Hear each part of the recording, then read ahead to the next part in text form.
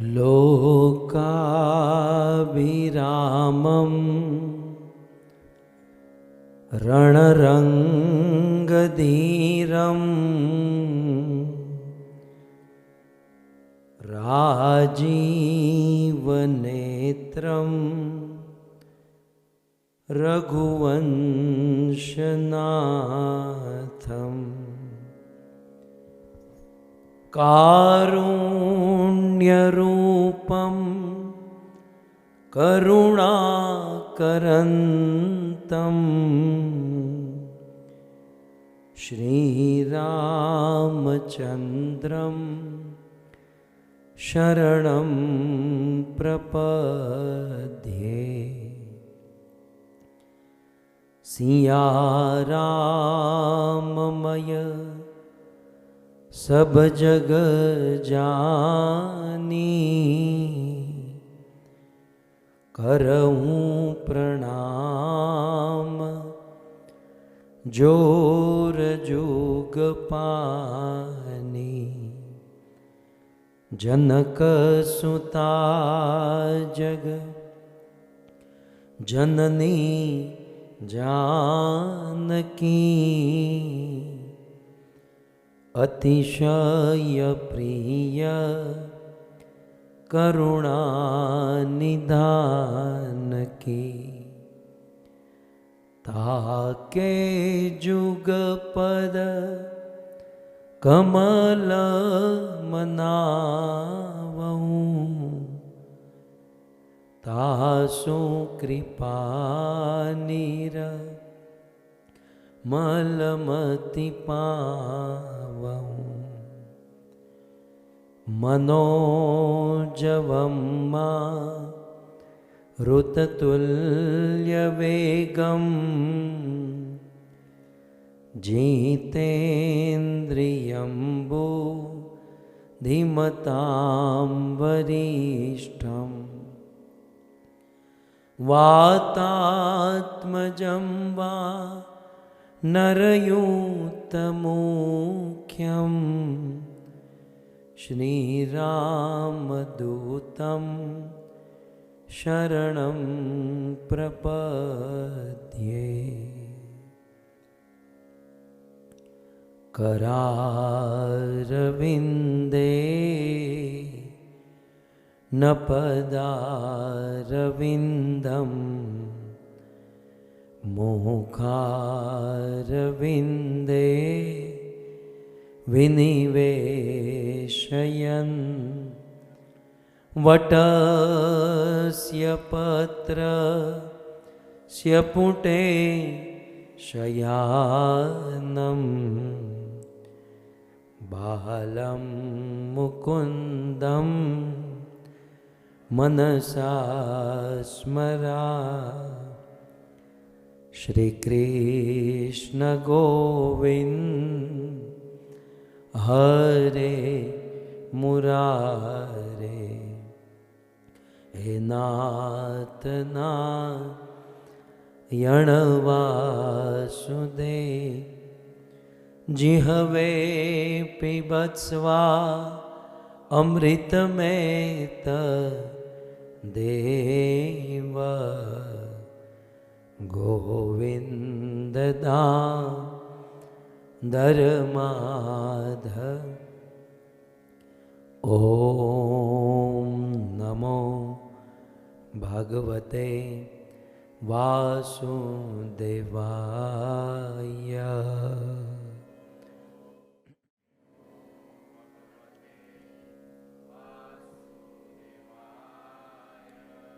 ओम नमो भगवते वासुदेवाय।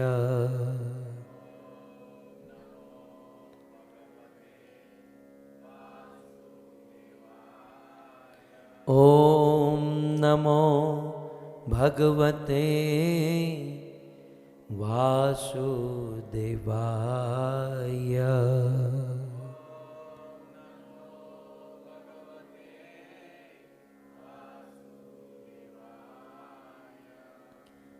जय जय श्री राधा रमण जय जय नवल किशोर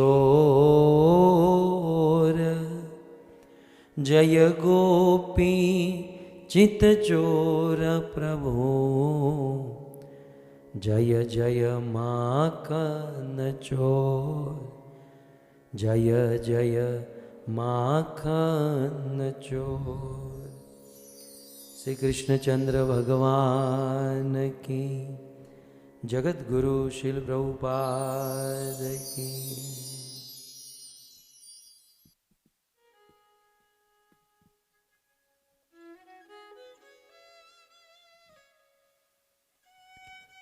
उपस्थित भगवत कथा अनुरागी पधारे हुए भक्त वृंद, इस सभा को परम सुशोभित करने वाले श्री मंगल मंदिर के वरिष्ठ भक्तगण,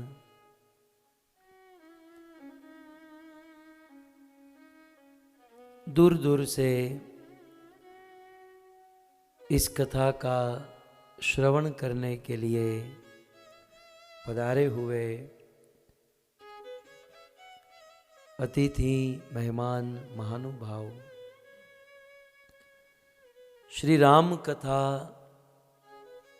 सुंदर कांड में पुनः एक बार आप सब का हार्दिक स्वागत एवं आप सब के चरणों में हमारा प्रणाम। राधे श्याम। रामायण सुंदर कांड है। सुंदर कांड सुंदर क्यों है?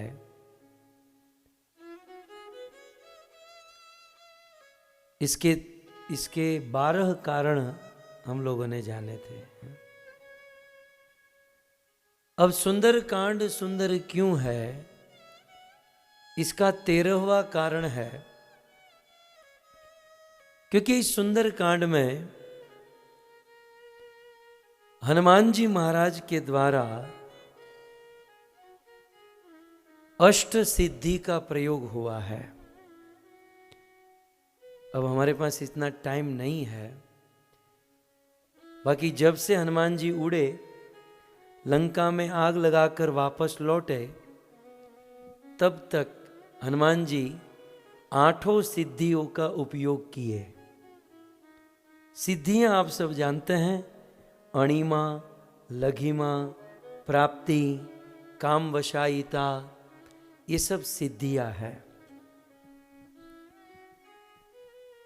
और मतलब ये सिद्धियां हवा के ऊपर चलना, अग्नि में चलना, पानी में चलना, एक साथ अनेकों जगह पर अपना दर्शन देना, ये सब सिद्धि है। और हनुमान जी सिद्धियों के भंडार हैं। तो इस सुंदर कांड में हनुमान जी ने 8 सिद्धियों का उपयोग किया है। एक और साथ ही साथ इस सुंदर कांड में हनुमान जी ने नवधा भक्ति का दर्शन किया है। हनुमान जी को इस सुंदर कांड में 9 प्रकार की भक्ति करने वालों का दर्शन हुआ है।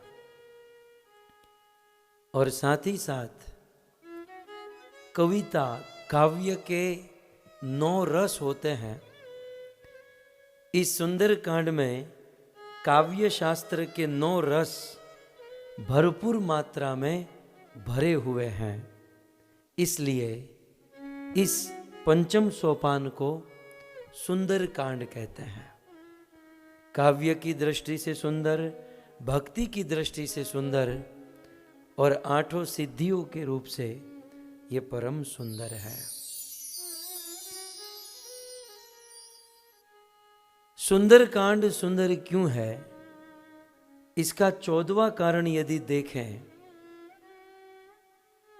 तो आप सब जानते हैं राम जी का जन्म नवमी के दिन हुआ। सीता जी का जन्म भी नवमी के दिन हुआ। ये 9 अंक जो हैं पूर्णांक है। 1 2 3 4 5 6 7 8 9। 9 जो है सबसे बड़ा है। 9 से ऊपर का कोई अंक नहीं है, क्योंकि 9 से ऊपर जाना होगा तो सपोर्ट लेना पड़ेगा, टेके की सरकार बनानी पड़ेगी। 9 के बाद 10 आता है ना, तो 1 + 0 मतलब ये तो टेके की सरकार हो गई। तो सबसे बड़ा अंक है 9, सबसे ऊंचा अंक है 9, पूर्ण अंक है 9। और इसलिए हमारे वेदों में 9 अंक को ब्रह्म अंक कहा गया है। और शायद इसीलिए राम जी और सीता जी नवमी के दिन प्रकट होते हैं, अवतार लेते हैं। लेकिन प्रश्न यह है कि सुंदरकांड सुंदर क्यों है? सुंदरकांड इसलिए सुंदर है क्योंकि इस सुंदरकांड में 1 नहीं 2 नहीं 9 बार सुंदर शब्द का इस्तेमाल हुआ है। अब आपके लिए बिल्कुल बनी बनाई थाली यहां पर प्रकट की गई है कि सुंदर कांड में कहां कहां सुंदर शब्द का इस्तेमाल किया गया। एक तो इसके हेडिंग में इसका टॉपिक है सुंदर कांड, एक हो गया। दूसरा सुंदर शब्द कहां इस्तेमाल हुआ तो आप देख सकते हैं, सिंधु तीर एक भूधर सुंदर। तो इस चौपाई में भी सुंदर शब्द का इस्तेमाल कि समुद्र के तट पर एक सुंदर पर्वत है। फिर आगे बढ़े तो कनक कोटि विचित्र मणिकृत सुंदर यतना घना। जहां रावण की लंका का वर्णन है तो रावण की लंका बहुत सुंदर थी। और वहां पर सुंदर क्या क्या था तो कहते हैं कनक कोटि विचित्र सुंदर, बड़े विचित्र, बहुत बहुत। कनक माने सोने से बने हुए पर्वत और सुंदर सुंदर वस्तु ये थी। तो वहां पर भी सुंदर शब्द का इस्तेमाल किया गया। तो हो गया 3, वहां नंबर भी लिखा है। फिर नीचे चौथा सुंदर कहाँ है तो श्याम सरोज दाम सम सुंदर। ये भी रामायण की चौपाई सुंदर कांड की। फिर आगे 5वां सुंदर राम नाम अंकित अति सुंदर। आज हम सुनेंगे विभीषण जी का जो घर है वहां पर राम नाम अंकित किया गया है, तो वहां पर भी सुंदर। फिर 6वां सुंदर लागी देखी सुंदर फल रूखा। हनुमान जी ने सुंदर फल देखा, भोजन भूख लगेगी। फिर 7वां सुंदर लागे कहन कथा अति सुंदर। हनुमान जी सीता जी को कथा कहने लगे तो वह कथा कैसी थी? सुंदर थी। तो ये पूरे सुंदर कांड में सुंदर शब्द इस्तेमाल हुआ 9 बार। फिर 8वां हर्षि राम किन पायना सगुन भये सुंदर शुभ नाना। और अंत में सहज कृपन सन सुंदर नीति। इस प्रकार इस सोपान में 9 बार सुंदर शब्द का इस्तेमाल हुआ है। इसलिए आचार्यों ने इस कांड को सुंदर कांड कहा है। टोटल कितने कारण हुए? 14। कल और भी कुछ सुनेंगे, लेकिन आइए आज कथा को और आगे बढ़ाना है। हनुमान जी को प्रणाम करते हुए हम आगे बढ़ें।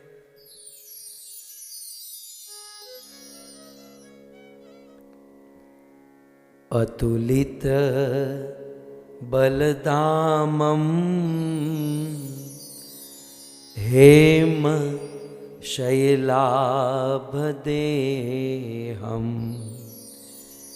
धनुजवन कृशानं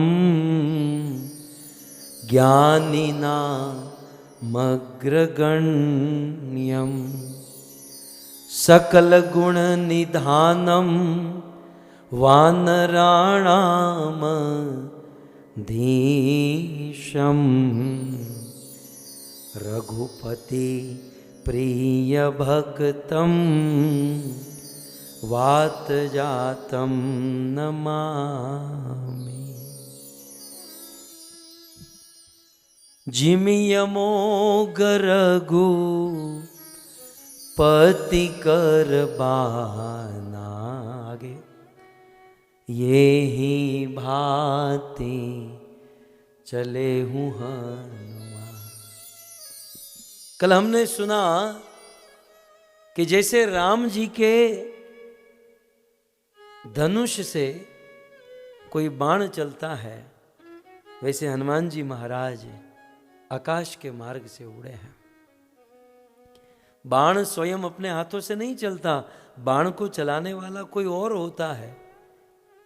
तो हनुमान जी बाण की तरह चले हैं, इसका अर्थ उनकी गति अपनी नहीं, उनको गति देने वाला कोई और है।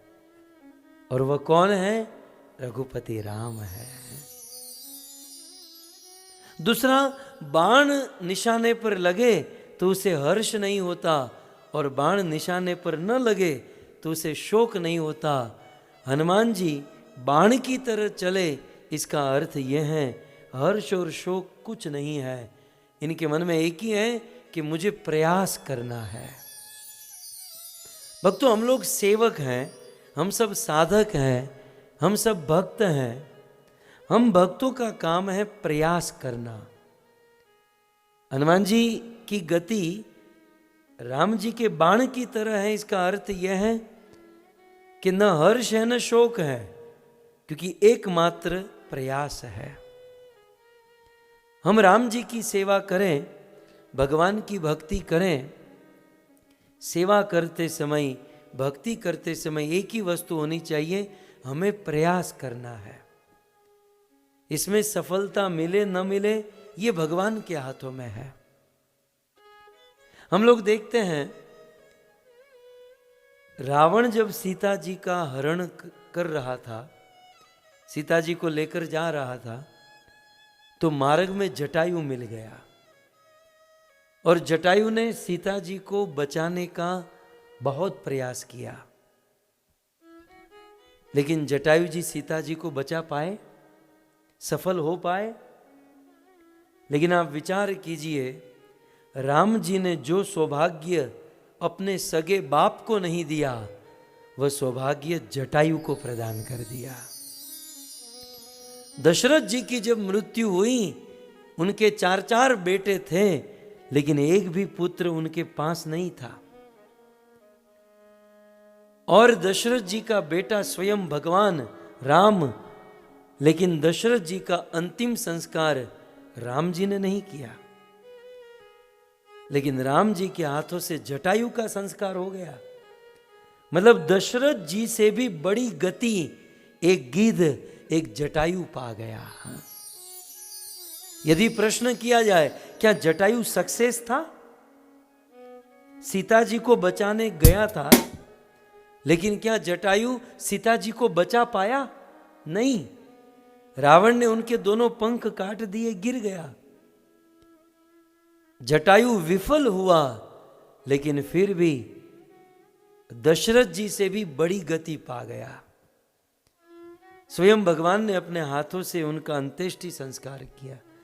भगवान को देखकर उन्होंने अपने प्राण त्यागे।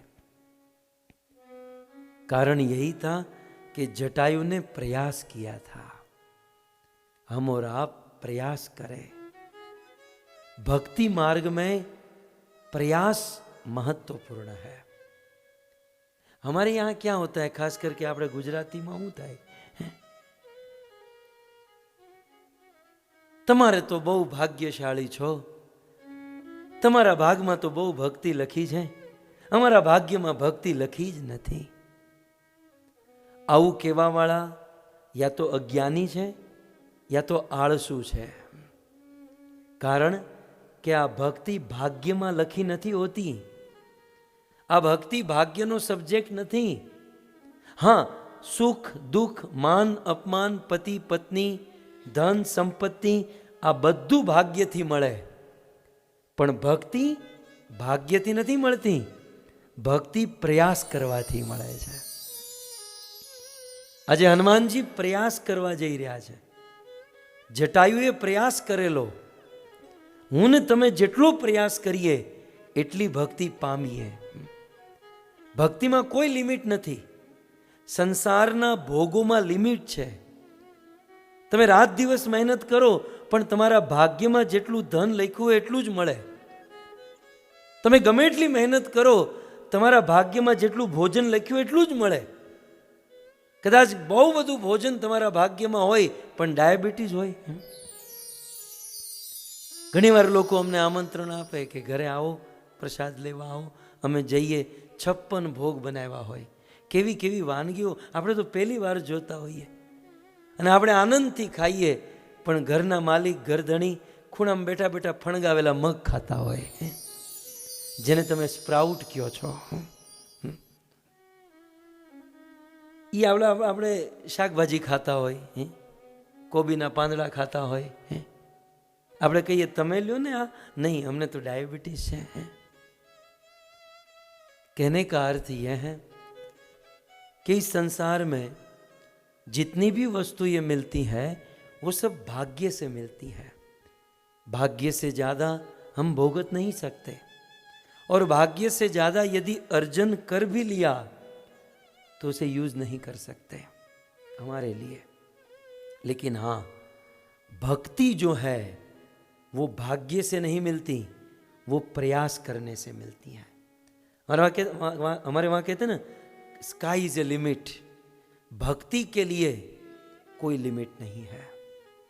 आप जितना प्रयास करोगे उतनी भक्ति मिलेगी, जितना प्रयास करोगे उतनी भक्ति पाओगे. लेकिन हमारे यहाँ क्या है, जो चीज प्रयास से मिलती है उसको भाग्य पर छोड़ देते हैं. भाग्य में होगा तो भक्ति मिलेगी. भक्ति भाग्य से नहीं मिलती, प्रयास करने से मिलती है. तो जो चीज प्रयास से मिलती है उसे भाग्य पर छोड़ देते हैं और जो भाग्य से मिलने वाला है उसके लिए रात दिन मेहनत करते हैं. बिल्कुल उल्टा चल रहा है. लेकिन यहां पर हनुमान जी महाराज आज प्रयास कर रहे हैं. प्रयास करना हमारा धर्म है. बाकी सफलता मिले ना मिले ठाकुर जी देखें. हमें भजन में प्रयास करना है. और एक बात याद रहे, भगवान हमारा नंबर नहीं देखते. तू 16 माला करती है, मैं तो 32 करती हूँ. तो तीसरी कहते मैं तो 64 करती हूँ. भगवान नंबर नहीं देखते हैं, भगवान प्रयास देखते हैं.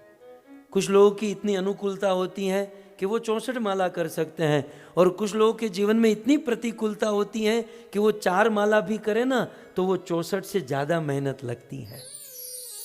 वो मेहनत, वो प्रयास, वो परिश्रम उत्तम है भक्तों.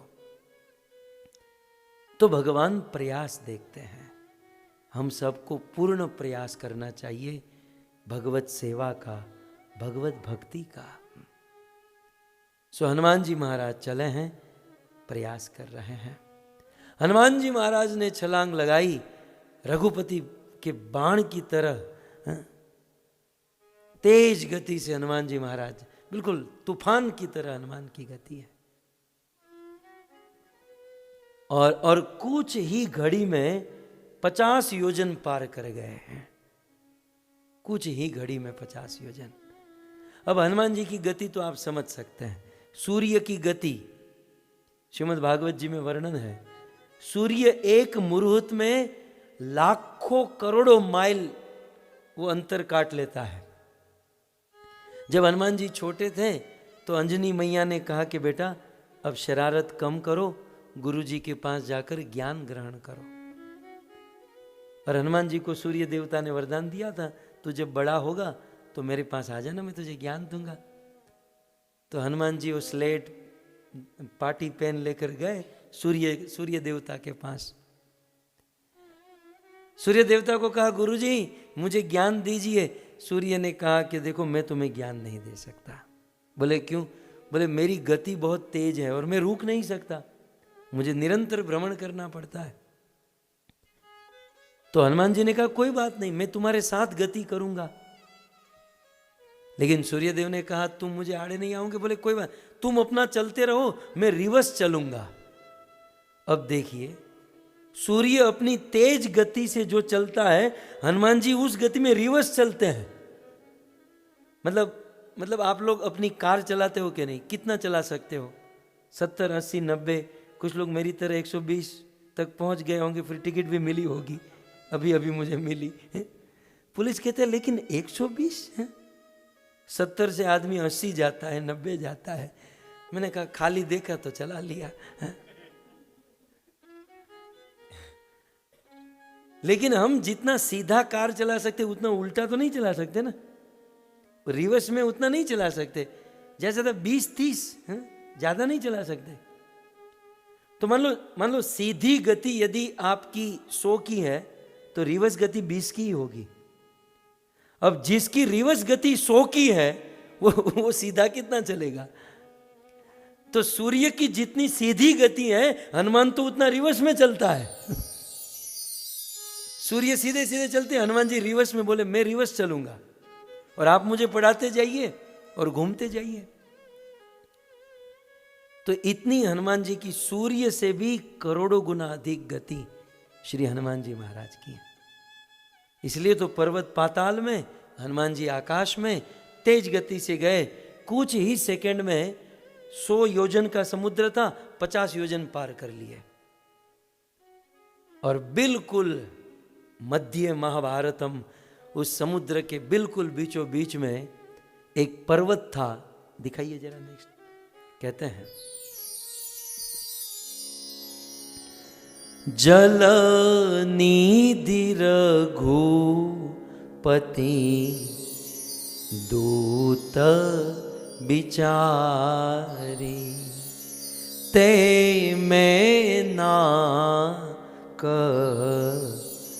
होई श्रम हारी। जल निधि रघुपति दूत विचारी, तय मैनाक होई श्रम हारी। मैनाक नाम का एक पर्वत 50 योजन बिल्कुल समुद्र के बीच में से प्रकट हुआ।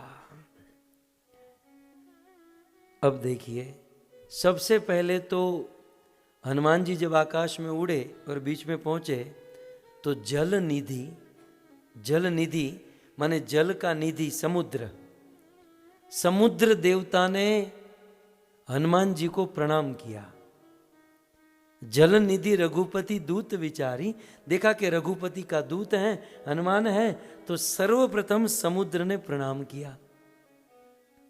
यहां पर एक विचारने जैसी बात है कि राम जी जब समुद्र के तट पर आए तब समुद्र ने प्रणाम नहीं किया, लेकिन हनुमान जब उड़े तो समुद्र ने प्रणाम किया। वो भगवान है लेकिन फिर भी समुद्र ने प्रणाम नहीं किया। ये तो दूत है, यहां पर देख सकते हैं, रघुपति दूत, लेकिन समुद्र ने प्रणाम किया। कारण क्या है जानते हैं? वो भगवान है फिर भी समुद्र ने प्रणाम नहीं किया। क्यों? क्योंकि भगवान ने अपना प्रभाव नहीं दिखाया था। भगवान गए समुद्र के तट पर और कहा कि हम लोग उपवास करेंगे, हम लोग व्रत करेंगे, 3 दिन भोजन खाए पिए रहेंगे। समुद्र ने सोचा कोई आलतू फालतू होगा, हाँ? लेकिन यहां जब हनुमान जी उड़े, पूरे धरती को कपा दिया, पर्वत को गिरा दिया और सरसराटी मारे हनुमान जी हम आकाश में जता था, समुद्र ने प्रभाव देख लिया और प्रभाव देखकर समुद्र झुक गया। सिद्धांत यह है कि संसार के जो मटेरियलिस्टिक लोग होते हैं ना, संसार के भौतिक लोग होते हैं, वो स्वभाव के सामने, वहां राम जी का स्वभाव था बिल्कुल विनम्र, हम्बल, नम्र, कि हम कुछ नहीं करेंगे, हम व्रत उपवास करेंगे। संसार के भौतिक लोग स्वभाव के आगे नहीं झुकते, प्रभाव के आगे झुकते हैं। जब हनुमान जी का प्रभाव देखा तो समुद्र झुक गया और वहां राम जी को देखकर समुद्र नहीं झुका। और फिर जब 3 दिन के बाद राम जी को क्रोध हुआ, लक्ष्मण मेरे बाण लेकर आओ, मैं बाण चलाऊंगा और आज समुद्र को सुखा दूंगा।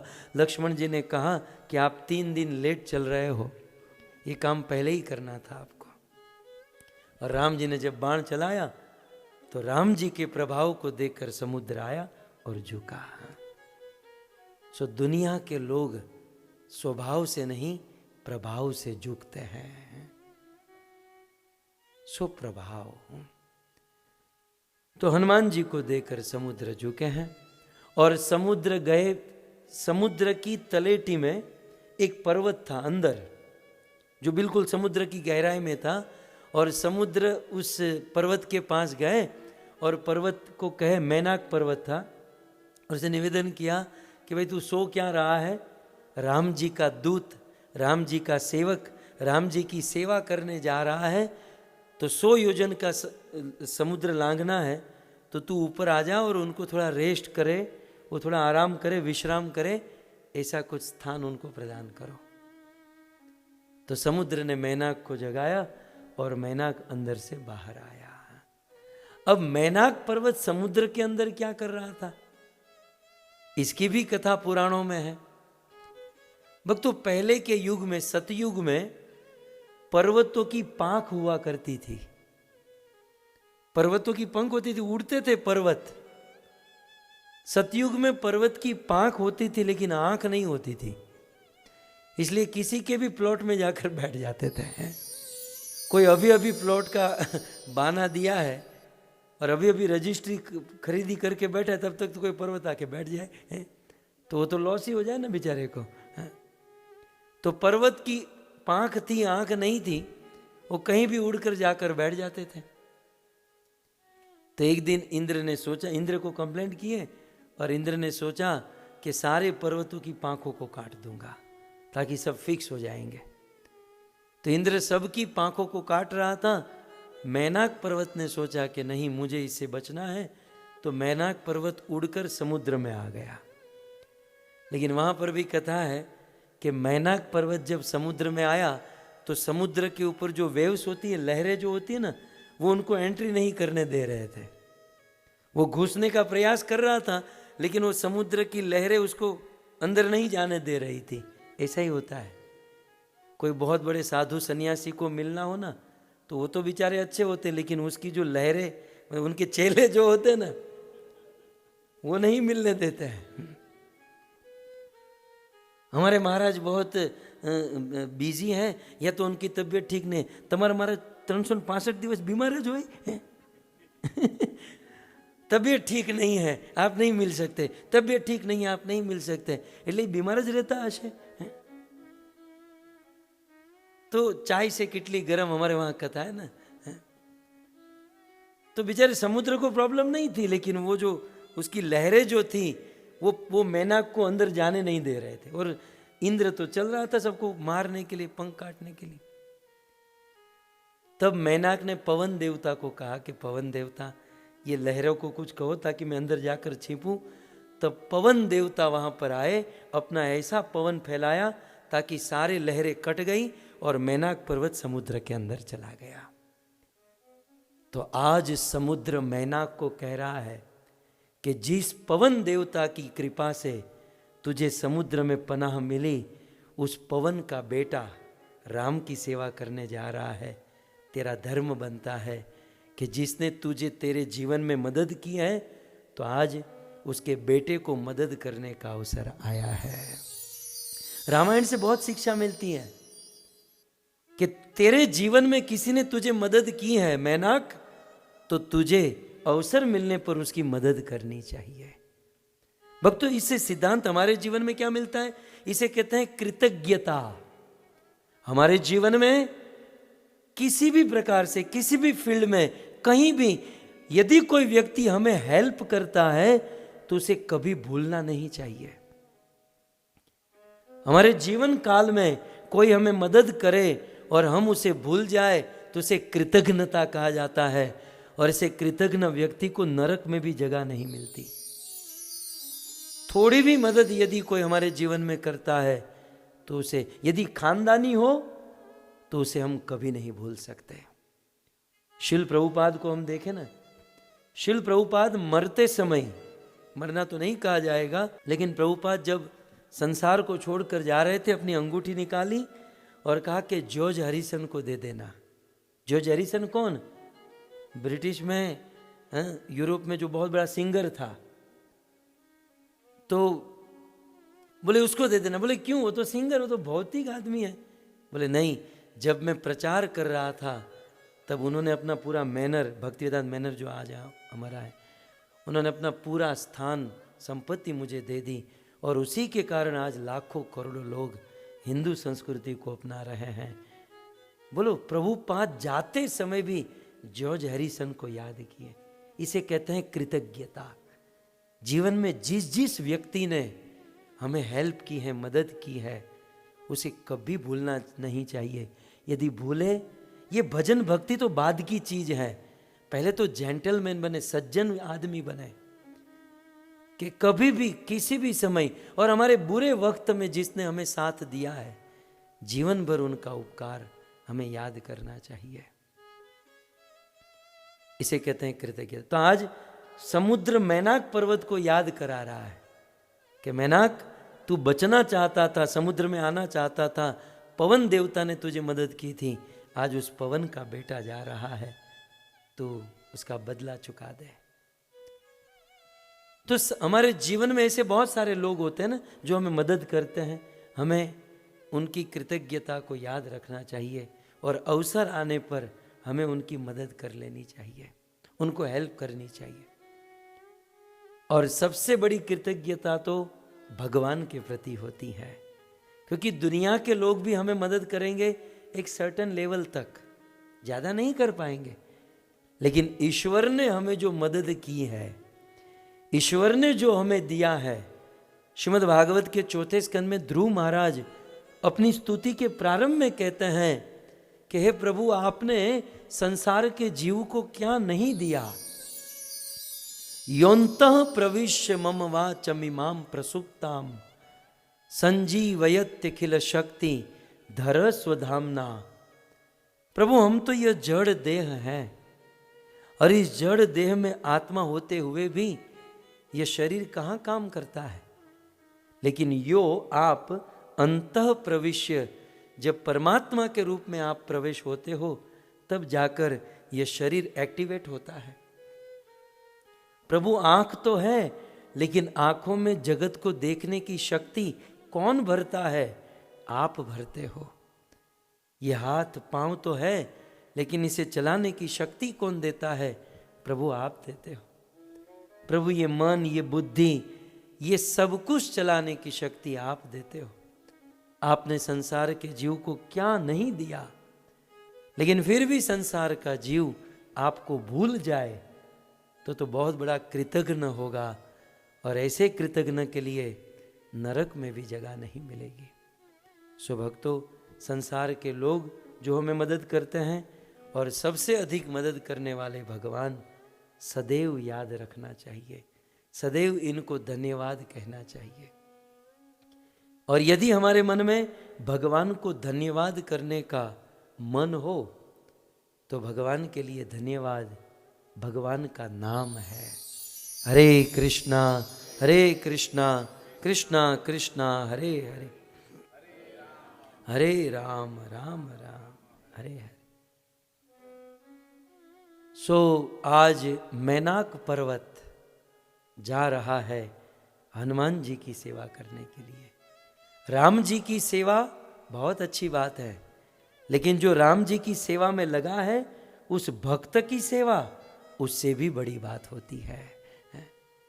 तो मैनाक आज भगवान के दास, भगवान के क्या कहते हैं, रघुपति दूत, रघुपति के दूत दास की सेवा करने जा रहा है। भक्तों, हमारे शास्त्रों में लिखा है, यदि हमको भक्ति चाहिए तो भक्ति कहां से मिलेगी? भगवान से नहीं मिलेगी।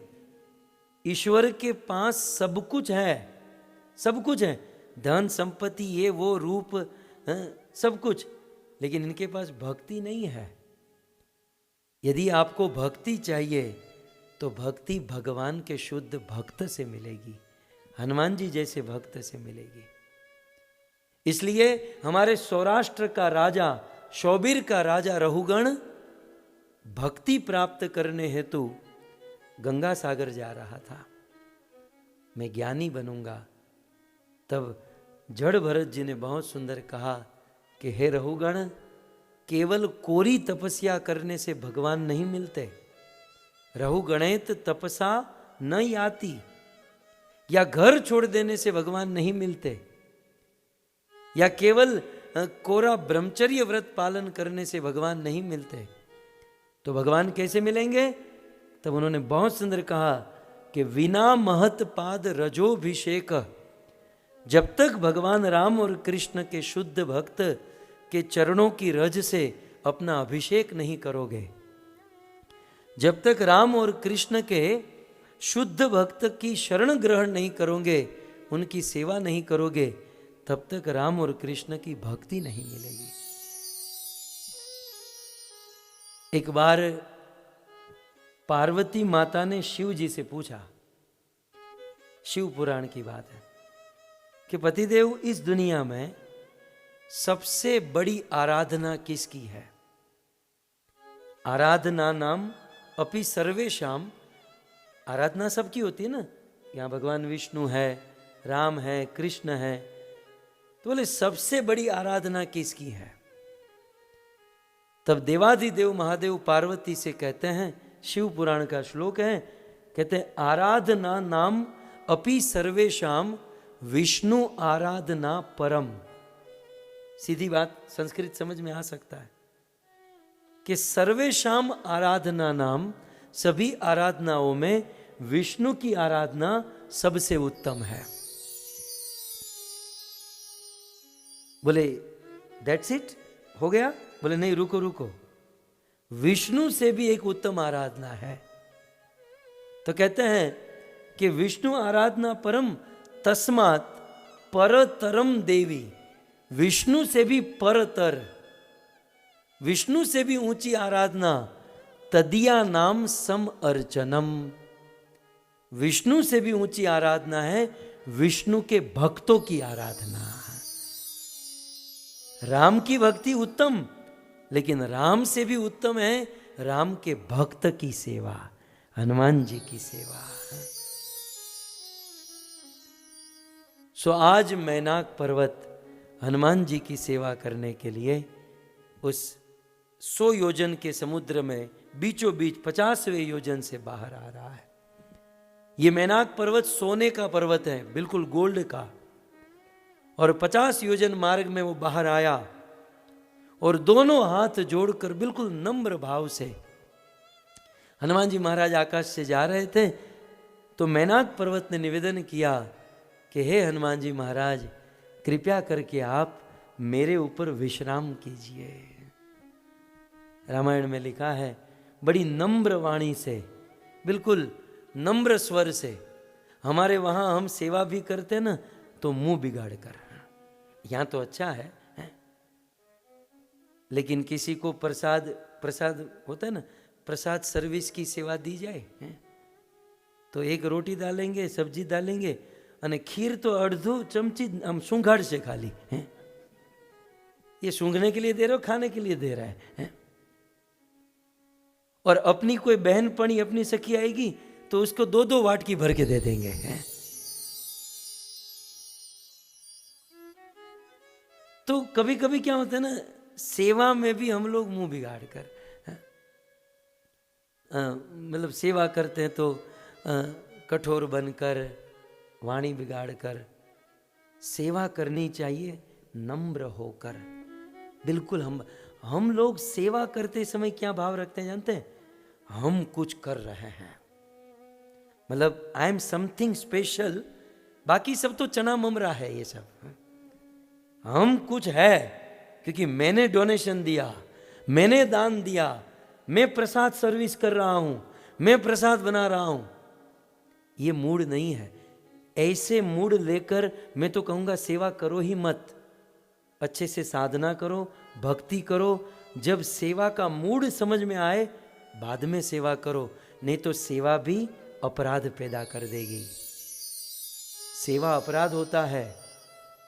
सेवा करते रहो लेकिन साथ ही साथ अपराध भी होता रहे तो कोई फल नहीं मिलेगा। सेवक कैसा होता है? वो जितना समर्पण करे, जितनी सेवा करे, उतना नम्र बनता जाए, उतना हम्बल होता जाए। 10 लोगों को प्रसाद बनाने की सेवा दी है, आपका कभी अनुभव होगा। और उसमें से 7 आए, 3 नहीं आए। तो जो 7 आए हैं ना, सेवा करेंगे लेकिन 5-5 मिनट में गाली देंगे, वो साले 3 नहीं आए। हमने उसको कहा था, पता था वो नहीं आए। लेकिन मूड क्या होना चाहिए? अरे जो सेवा का लाभ 10 को मिलने वाला था वो हम 7 को मिलेगा, अर्थात लाभ बढ़ जाएगा, उसका फल ज्यादा हो जाएगा। लेकिन नहीं, वो 3 की निंदा ईर्ष्या किए बिना चैन नहीं पड़ेगा। सेवा करें ना तो हमें बिल्कुल विनम्र भाव से करना। सेवा करना ये सबके बस की बात नहीं है भक्तों। जो बहुत पुण्यशाली सुकृतिशाली जीव होता है उसे गुरु के द्वारा सेवा प्राप्त होती है। बाकी तो दुनिया लगी है अपने शरीर की सेवा में, अपनी पत्नी बच्चों की सेवा में, और कहते भी हैं हमने हमारा कर लिया है। क्या किया है? मैं मेरी पत्नी का ध्यान रखता हूं, मेरे बच्चों का ध्यान रखता हूं। ये तो कुत्ता भी कर लेता है, पशु पक्षी भी ये सब कर लेते हैं, ये कोई बड़ी चीज नहीं है। वास्तव में मनुष्य शरीर मिला है और कुछ करना चाहते हैं तो परोपकार, सेवा करें। और जब सेवा करें तो भगवत कृपा की याचना, भगवत कृपा को समझते हुए ईश्वर कितना करुणामयी है, करोड़ों की दुनिया में सेवा करने के लिए मुझे चुना गया। इस मूड से, इस भाव से सेवा करें। मैं एक छोटा सा मंदिर चलाता हूं मुंबई में। मेरा तो सीधा आदेश है, सेवा किसी को नहीं मिलेगी, सेवा की जरूरत ही नहीं है। जो 10 बार नाक रगड़ेगा, जिसके मन में 1000 बार विचार होगा कि मुझे सेवा दो, जो सेवा की भीख मांगे उसे ही सेवा देना। सेवा कोई साधारण चीज नहीं होती। ये तो बड़े कृपालु होते हैं कि सेवा दे देते हैं, सबके बस की बात नहीं होती। सेवा बहुत बड़ी चीज है। वैकुंठ में, भगवान के धाम में राधा रानी जो काम करती हैं, गोपियां जो काम करती हैं, उस सेवा में और मंदिर में जो हम सेवा करते हैं उस सेवा में कोई अंतर नहीं है। लेकिन हम लोग वो मूड नहीं समझते, वो भाव नहीं समझते, अपराध कर बैठते हैं। इससे अच्छा है सेवा हो ही नहीं। करोगे तो अपराध होगा ना। उससे अच्छा है कथा सुनो, भागवत पढ़ो, गीता पढ़ो, पहले वैल्यू समझो कि हम जो सेवा करें उसकी वैल्यू क्या है। किसी भी वस्तु में जब तक श्रद्धा नहीं होगी ना, उसका पूरा पूरा लाभ नहीं मिलेगा। हम और आप जो सेवा थोड़ी बहुत करते हैं ना, ये बहुत बड़ी बात हो जाती है।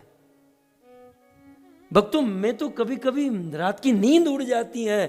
करोड़ों की जनता में ईश्वर की कितनी कृपा कि भागवत बोलने के लिए मुझे चुना। नहीं तो इस देह की क्या औकात। मेरी 21 पीढ़ी में कोई भागवत का एक शब्द नहीं बोला और ईश्वर ने हमें चुना भागवत बोलने के लिए। गुरुदेव के मुख से हम गुरुदेव के चरणों में बैठकर भागवत सुनते थे। भागवत सुनने के लिए ईश्वर ने हमें चुना। ये ईश्वर की करुणा है, ईश्वर की कृपा का एहसास करना चाहिए जब हमें सेवा मिले। हमारे इतिहास में एक संत हुए जिसका नाम था रहीम। रहीम जी का नाम सुना होगा ना। रहीम जी के दोहे बड़े प्रसिद्ध है। ये साधु बन गया। उन दिनों उसके पास करोड़ों रुपये थे, धन की कोई कमी नहीं थी। रहीम जी के विषय में वर्णन है कि सूर्य उदय होते ही और सूर्य अस्त होते ही वे दिन भर दान करते थे। भरपूर दान, भयंकर दान करते थे रहीम। लेकिन रहीम जी की एक स्टाइल थी, जब वो दान करते थे ना तो ऐसा उसका चेहरा, उसकी नजर झुकी हुई रहती थी। कोई भी आया तो ऐसे नजर झुकते हुए, वो कैसे नजर झुकाते थे? जैसे हमसे कोई गलती हो गई हो, किसी के प्रति हमारी गलती हो जाए और हम आंख से आंख मिला नहीं सकते। वो समझने वाला समझ जाता है, आंख मिलाकर बात नहीं कर सकते। वैसे अपराधी की तरह कोई गलती की है, वैसे रहीम जी दान करते थे। एक सज्जन ने ये मार्क किया कि बोले ये आदमी दान तो कर रहा है लेकिन कुछ तो गड़बड़ है। तो एक सज्जन ने कहा कि रहीम जी, आप इतना दान करते हो, आपने करोड़ों अरबों की संपत्ति दान में दे दी, मैं देखता हूं रोज आप दान करते हो, लेकिन नजरें झुकाकर क्यों बैठते हो? आज तो दुनिया में कोई 1 रुपया दान करेगा तो नजरें छाती चौड़ी करके, रिसिप्ट बुक में बड़ा बड़ा नाम होना चाहिए, पंखे पर नाम लिखाते हैं, पंखा घुमाने के लिए भी मना करते हैं कि इसको ज़्यादा मत घुमाना, नहीं तो हमारी पीढ़ियों के नाम नहीं दिखेंगे। लेकिन धन्य है रहीम जी। रहीम जी को पूछा उस सज्जन ने कि महाराज इतना सेवा, इतना दान, लेकिन नजर झुकी हुई क्यों है आपकी? तब रहीम तो कवि थे, वो तो उनके दोहे प्रसिद्ध।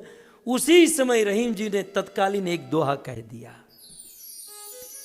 देनहार को और है। शब्द समझिए, देनहार को और है, जो देत रहे दिन रैन। देनहार को और है, जो देत रहे दिन रैन। लोग भरम हम पर करें, ताको नीचे ने। बोले देनहार कोई और है, देने वाला कोई और है, और जो रात और दिन मुझे दे रहा है वो देने वाला कोई और है, और मैं मेरे हाथों से वो प्रदान करता हूं तो लोग सोचते हैं कि मैं दे रहा हूं। अरे मैं भगवान की संपत्ति भगवान के सेवकों को दे रहा हूं, और लोग खामखा हम पर भरम करते हैं कि ये दे रहा है, ये दे रहा है। इसलिए मुझे लज्जा आती है कि यार संपत्ति मेरी नहीं है, ईश्वर की संपत्ति मैं दे रहा हूं और नाम मेरा हो रहा है, तो लज्जा के कारण मेरी नजर झुक रही है। क्या आपको ऐसा नहीं लगता? ये शरीर भगवान ने दिया, शरीर की शक्ति भगवान ने दी, पैसे कमाने की बुद्धि भगवान ने दी, सब कुछ ईश्वर का है, और हम लोग दावा करते हैं मैंने सेवा की, मैं कर रहा हूं, मैं कर रहा हूं। हम क्या सेवा कर रहे हैं? सेवा भी में तो हम कितना अपराध कर लेते हैं भक्तों। धन्य है मैनाक पर्वत, पर्वत है, पत्थर है, लेकिन विनम्र होकर झुकते हुए। भक्तों हमारी वाणी जो है ना, हमारे बाप दादा का परिचय देती है। आदमी किस खानदान का है ना, वो जब बोलता है तो पता चल जाता है कि कितने ऊंचे खानदान का है कि कितने नीचे खानदान का है। वाणी हमारे गुरु का परिचय। इसलिए मैं अक्सर कहता हूं कि जब भी हम बोले तो यह सोचकर बोले कि हम किसी विशेष गुरु के शिष्य हैं, हम किसी सुसंस्कृत माँ बाप के बेटे हैं। कहीं हमारी वाणी से हम हमारे गुरु का नाम तो नहीं बिगाड़ रहे हैं, हम हमारे वचनों से हमारे माँ बाप का नाम तो नहीं बिगाड़ रहे हैं। वाणी जो है विनम्र होनी चाहिए। वाणी के अनेकों गुण हैं, उनमें सबसे बड़ा गुण है विनम्रता। बड़ी विनम्रता से मैनाक पर्वत बाहर आए, हनुमान जी को कहे कि हे हनुमान जी महाराज, देखो सेवा जब हम करते ना तो झुकते हुए सेवा करनी चाहिए।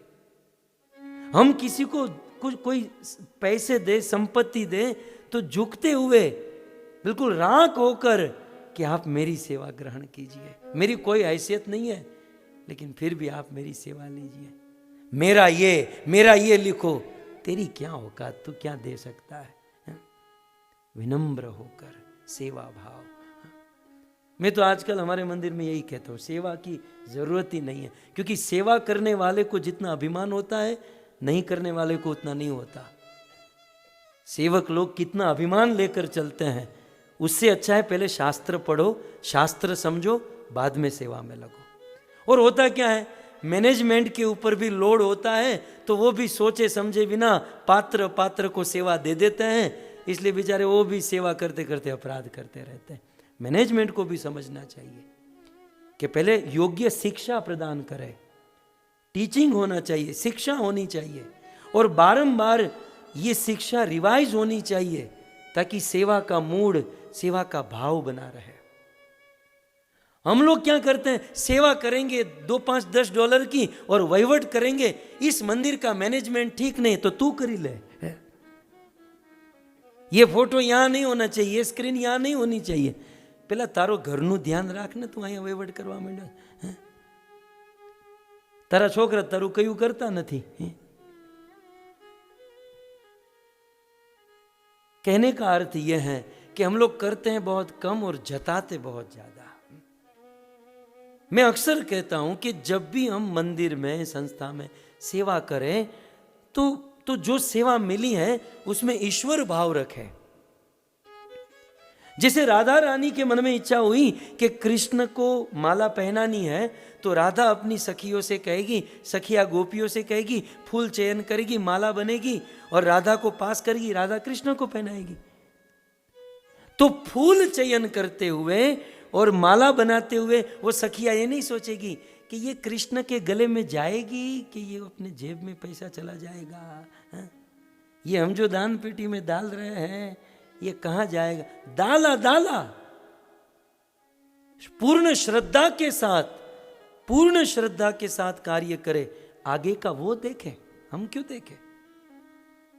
ये मूड, ये भाव। खैर, मैनाक पर्वत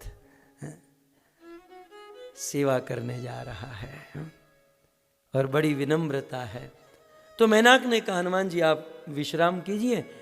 तो अब देखिए, तो हनुमान जी ने कहा, इशारे में ही कह दिया, बोले मुझे विश्राम की जरूरत नहीं है।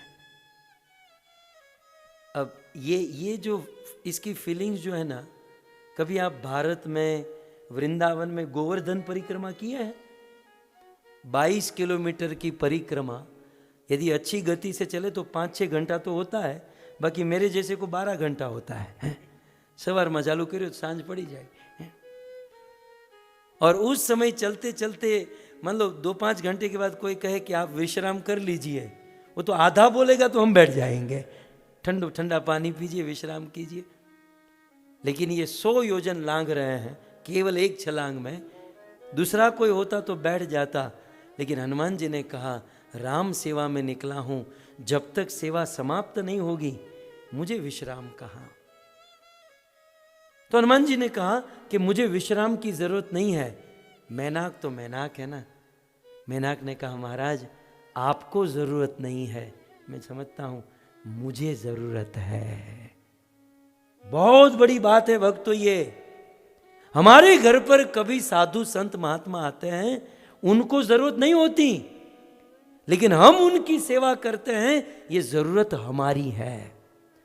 जब हम सेवा करते हैं ना, तो जिसकी सेवा करते हैं उसको कोई जरूरत नहीं होती, जरूरत सेवा करने वाले को। लेकिन यहां तो उल्टी गंगा बहती है।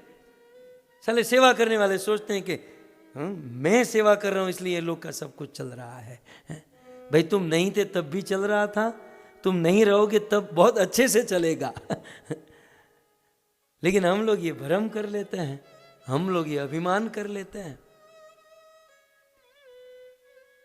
तो बोले मुझे याद आ रहा है जब नंद बाबा के घर पर गर्गाचार्य आए और वहां द्वारिका में दोनों कृष्ण के बाप, वसुदेव के घर पर नारद मुनि आए, कृष्ण के बाप। अब जिसके बेटे भगवान होंगे उनके संस्कार का तो क्या कहना होगा। जब भगवान के पिता के घर पर ऐसे साधु संत आए, उन्होंने कितनी सुंदर बात कही, महत विचलनम नृणाम गृहिणाम दीन चेतसाम। आप जैसे संत, आप जैसे महात्माओं का अपने मठ मंदिर से बाहर निकलने का कोई उद्देश्य नहीं होता। मैं जानता हूं कौन कह रहा है, भगवान का बाप नंद और वसुदेव। आप जैसे साधु संत को कोई उद्देश्य नहीं कि अपने मंदिर से, अपने मठ मंदिर से बाहर निकले, लेकिन फिर भी आप जैसे संत अपने स्थान को छोड़कर विचरण करते हैं। क्यों? हम जैसे गृहस्थों के लिए। जरूरत आपको नहीं है, जरूरत हम लोगों को है प्रभु, हम लोगों के लिए आप आते हैं। क्योंकि भूतानाम देव चरितम, संसार के लोगों का चरित्र कभी सुख देते हैं, कभी दुख देते हैं। लेकिन आप जैसे संत महात्मा एक और मात्र एक हम जैसे गृहस्थियों का कल्याण ही कल्याण करते हैं। सो आप हमारी सेवा ग्रहण कीजिए। आपको कोई जरूरत नहीं है, हमारी पवित्रता के लिए, हमें शुद्ध करने के लिए आप सेवा, इस मूड से सेवा करनी चाहिए। तो यहां पर मैनाक पर्वत ने कहा, प्रभु आपको जरूरत नहीं, लेकिन हमें आवश्यकता है। हनुमान जी ने बहुत सुंदर कहा, आप देख सकते हैं। हनुमान तेहि परसा कर, पुनि किन्ह प्रणाम। राम काज किन्है बिनु, मोहि कहाँ विश्राम। मोहि कहाँ विश्राम। हनुमान जी कहते हैं, वाल्मीकि रामायण में लिखा है, प्रीतो अहम ते आतिथ्य। मैनाक, तुम्हारा जो आतिथ्य है, मतलब तुम्हारा ये जो स्वागत करना मुझे बहुत अच्छा लगा, ऐसा ही होना चाहिए। लेकिन मैनाक, मैं राम की सेवा के लिए निकला हूं, तो मुझे क्षमा करना, मैं अभी तुम्हारी ये सेवा नहीं ले सकता। यहां पर भी लिखा है कि राम काज किन्हे बिनु, मोहि कहाँ विश्राम। राम का कार्य समाप्त हुए बिना मुझे कहाँ विश्राम है। हमें भी सेवा इसी मूड से करनी चाहिए कि जब तक जो जिम्मेदारी मिली है, जो सेवा मिली है, जब तक उसे कंप्लीट न करें, विश्राम नहीं होना चाहिए। यहां तो क्या होता है, हनुमान जी महाराज बाण की गति से उड़े और राम कार्य में कोई विश्राम नहीं। और यहाँ किसी को सेवा दी जाए कि भाई जरा ये लेकर आओ, 45 मिनट के बाद वो आदमी दिखाई देता है, अरे तू गया नहीं? बोले मैं चप्पल खोज रहा हूं अभी। પોણો કલાક સુધી જે ચપલા ગોતતો હોય, હવે શું સેવા કરવાનો। यहाँ तो बिल्कुल हनुमान जी की गति होनी चाहिए कि जैसे सेवा मिली, अब कोई विश्राम नहीं, अब सेवा कंप्लीट करके ही विश्राम करेंगे। लेकिन फिर भी हनुमान जी लकीर के फकीर नहीं है।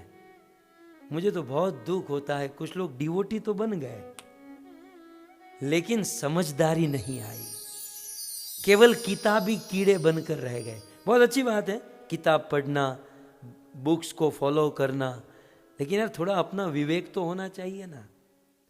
ये बिल्कुल सिद्धांत क्लियर है कि हनुमान जी को विश्राम नहीं है, रुकना नहीं चाहते। लेकिन बहुत सुंदर पहली बात है, पहली लाइन में कहते हैं कि हनुमान जी ने मैनाक को नाराज नहीं किया। हनुमान जी ने क्या किया? हनुमान तेहि परसा कर, अपना कर उसको स्पर्श किया। बोले मैंने तुम चाहते हो ना कि मैं यहां बैठूं, तो हनुमान जी ने अपना हाथ स्पर्श कर दिया। अब हाथ स्पर्श करने का अर्थ क्या होता है? आसन ग्रहण कर लिया। मैनाक चाहता था कि मैं सेवा करूं, तो हनुमान जी ने ग्रहण कर लिया, तो मैनाक खुश हो गया। भक्तों, नियम का पालन करो, व्रत का पालन करो, लेकिन हमारे व्रत और नियम से किसी का दिल टूट जाए ऐसा मत करो। हमारा नियम टूट जाए, व्रत टूट जाए चलेगा, लेकिन किसी का दिल मत तोड़ना, क्योंकि उनके दिल में परमात्मा बैठा है। हनुमान का व्रत था ना, नियम था ना कि मैं नहीं रुकूंगा, लेकिन देखा कि इनका अच्छा भाव है, सेवा करना चाहता है, तो हनुमान ने दिल नहीं तोड़ा। एक सेवक कभी किसी का दिल नहीं तोड़ता है, वो कर्म कौशल समझदारी से उसे टैकल कर लेता है। हनुमान जी परसा कर बड़ा महत्वपूर्ण शब्द है, अपने कर से स्पर्श कर लिया, माने उनको प्रसन्न कर लिया। हम तो ऐसे लकीर के फकीर हो जाते हैं, होता भक्ति ज्ञान कुछ होता नहीं है, लेकिन जब किसी की शादियों में जाते हैं ना, तो बेचारे वो कहते हैं कि आपने खाया, तो हम क्या, हम बाहर का नहीं खाते, हम बाहर का नहीं खाते। फिर कुछ लोग कहते हैं आपने भोजन किया, हाँ, भोग लगाया है, हाँ? भोग ऑफर किया है, हाँ? उसकी शादी है, वो इतना बिजी है, ऑफर किया नहीं किया, तू क्यों उस चक्कर में पड़ा है? लेकिन वे एडवर्टाइजमेंट करते हैं कि हम बाहर का नहीं खाते, हम ऑफर किया हुआ खाते हैं। कभी कभार देखिए समाज है, संसार है, किसी के रिलेशन में हम जाते हैं तो वहाँ ऑनियन गार्लिक प्याज लहसुन वाला भोजन होता है, तो बेचारे वो घर वाले कहें आपने भोजन ले लिया, हम कहते हैं आपके खाने में तो कांदा लहसुन ऑनियन गार्लिक, हम कैसे खाएंगे? बेचारा कितना हर्ट हो जाएगा। उस समय कह देना चाहिए कि हाँ हमने ले लिया। वो थोड़ा कैमरा लेकर खड़ा है, वो सीसीटीवी चेक करने वाला है।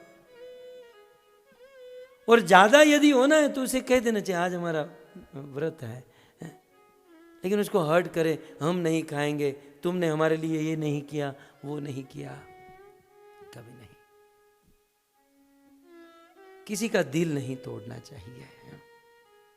शिल प्रभुपाद अपने शिष्यों के साथ किसी के घर पर प्रसाद पाने गए। अब वो नया बंदा था और प्रभुपाद प्रचार, अमेरिका की बात है, तो उसकी एक सब्जी में ऑनियन गार्लिक था और परोसा गया सबको। मैंने पहले ही कहा ना, चाय से किटली ज्यादा गर्म होती है। तो अन्य जो चेले थे ना वो सब खड़े हो गए, 2-3 अमेरिकन थे। आओ प्रभुपाद ऑनियन गार्लिक। प्रभुपाद ने नीचे बैठ, शांति रख, उस सब्जी को साइड में कर ले, रोटी में तो नहीं है ना कांदा लहसुन, दाल खा ले, रोटी खा ले, लेकिन वो बेचारा जो भाव से बनाया है उसको सीधा मुंह पे कह देना ठीक नहीं है। तुम उसे साइड में करके खा लो ना, तुम वो कांदा लहसुन मत खाओ, खा लो। और फिर समय आने पर प्रभुपाद जी ने शिक्षा दी और उसको वैराग्य हो गया कि अरे रे मेरे घर पर साधु आए और मेरे से गलती हो गई, उन्होंने ऑनियन गार्लिक छोड़ दिया, शुद्ध भक्त बन गया। लेकिन उस दिन सीधा मुंह पर दिल तोड़ दिया होता तो जो थोड़ा बहुत भक्ति करता वो भी छोड़ देता।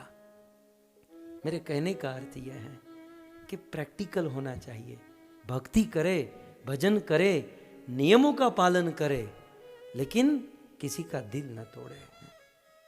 तो हनुमान जी, मेनाक सेवा करना चाहता है, हनुमान जी को विश्राम नहीं करना है, लेकिन अपना हाथ रख दिया ताकि मेनाक भी खुश हो गया। और इसका दूसरा भाव आचार्यों ने दिया कि हनुमान जी को विश्राम नहीं करना था, फिर भी उन्होंने अपना हाथ स्पर्श किया। इसका अर्थ क्या होता है? कभी कभी साधु संत महात्मा को स्वयं अपने लिए कुछ नहीं इच्छा होती, लेकिन फिर भी वो समाज से लेते हैं। क्यों? दूसरों की सेवा करने के लिए। शिल प्रभुपाद जी ने बहुत डोनेशन सेवा लोगों की ग्रहण की, लेकिन किसके लिए? समाज का कल्याण करने के लिए, है ना। तो ये एक संत, एक साधु का ये गुण होता है कि मान लो वो समाज से कुछ लेता है, किसी से कुछ लेता है, हनुमान जी की तरह, हनुमान जी ने जैसे लिया, वो अपने लिए नहीं होता, ठाकुर जी की सेवा या भक्तों की सेवा के लिए होता है। सो इस प्रकार से हनुमान जी ने कहा कि मैं अभी विश्राम, मैं जब रिटर्न आऊंगा तो करूंगा। और फिर हनुमान जी ने किया भी। आप देखोगे कि हनुमान जी गए लंका में, वो सब कुछ किया और फिर पूंछ में आग लगाई, फिर लंका को भी जला दिया। और अब हनुमान जी ने देखा अब सब कुछ कंप्लीट हो चुका है, राम काज कंप्लीट हो चुका है, तब हनुमान जी ने समुद्र में अपनी पूंछ बुझाई। तो जो ये सेवा करना चाहता था, अपना सारा काम करने के बाद हनुमान जी ने पूंछ बुझा दी।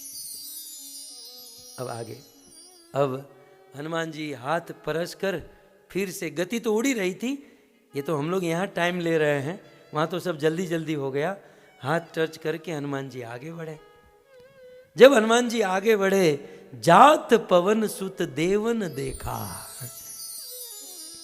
हनुमान जी को जाते हुए, पवन पुत्र को जाते हुए देवताओं ने देखा और देवता पुष्प की वृष्टि करने लगे। लेकिन देवताओं के मन में प्रश्न हुआ कि ये हनुमान पहुंच पाएगा कि नहीं। अब पहले पहुंचने तो दो, लेकिन देवता इतने बुद्धि प्रदान, इसकी परीक्षा करने जैसी है, इसकी परीक्षा कर लेते हैं। अब समुद्र के ऊपर परीक्षा देवता करने जा रहे हैं। बोले इसकी परीक्षा करेंगे। बोले परीक्षा क्या? बोले इसके अंदर बल, बुद्धि, लिखा है ना, जाने बल बुद्धि विशेषा, इसमें बल या बुद्धि है कि नहीं। किसी ने कहा इसकी परीक्षा तो ऑलरेडी हो ही चुकी ना, जब ये छोटा था तो तुम देवताओं में से एक सूर्य देवता को इसका अनुभव हो ही चुका है कि तुमको खाने के लिए आया, डर गए, फिर इंद्र ऐरावत के ऊपर चढ़कर वो मारा। तब देवताओं ने कहा कि जब छोटा था तब तो इसमें बल था, लेकिन अब ये बड़ा हो गया है। हनुमान जब छोटे थे तब तो उनमें बल था, लेकिन बड़े होने के बाद कहीं बल कम तो नहीं हो गया। तो सिस्टम अपडेट है या नहीं। आजकल वो अपडेट का जमाना है ना, मोबाइल रोज अपडेट होता है, मारो कॉलेज अपडेट थी हो। हाँ। तो ये अपडेट देखना चाहते थे कि भाई छोटे थे, हनुमान छोटे थे तब बल था, लेकिन अब है कि नहीं। और दूसरा, हनुमान का बाप पवन, रावण ने सबको अपने कंट्रोल में कर लिया था। सूर्य, चंद्र, इंद्र, सबसे रावण काम कराता था। तो हनुमान पवन का बेटा है, तो पवन की तरह हनुमान भी रावण के कंट्रोल में तो नहीं है। देवता ये देखना चाहते थे, और यह देखने के लिए क्या किया, सुरसा नाम अहिन के माता, तीसरी लाइन में देख सकते हैं, सुरसा नाम अहिन के माता, पठ यही आई कहीं तही बाता। देवताओं ने सुरसा नाम की एक सर्पों की मां को भेजा। ये सुरसा कौन है? दक्ष प्रजापति की बेटी है, और जितने भी नाग हैं सर्प, उनकी मां है, नागों की माता है। और ये सुरसा हनुमान जी को मारना चाहेगी, खाना चाहेगी। तो आचार्यों ने तो बहुत शिक्षा दी है कि नागों की मां है सुरसा। ये हमारी जो इंद्रिया है वो भी सर्प के समान है। यदि इंद्रिया कंट्रोल न हो तो जैसे सर्प हमें खा जाते हैं, मार देते हैं, वैसे हमारी ही इंद्रिया हमें मार देती है।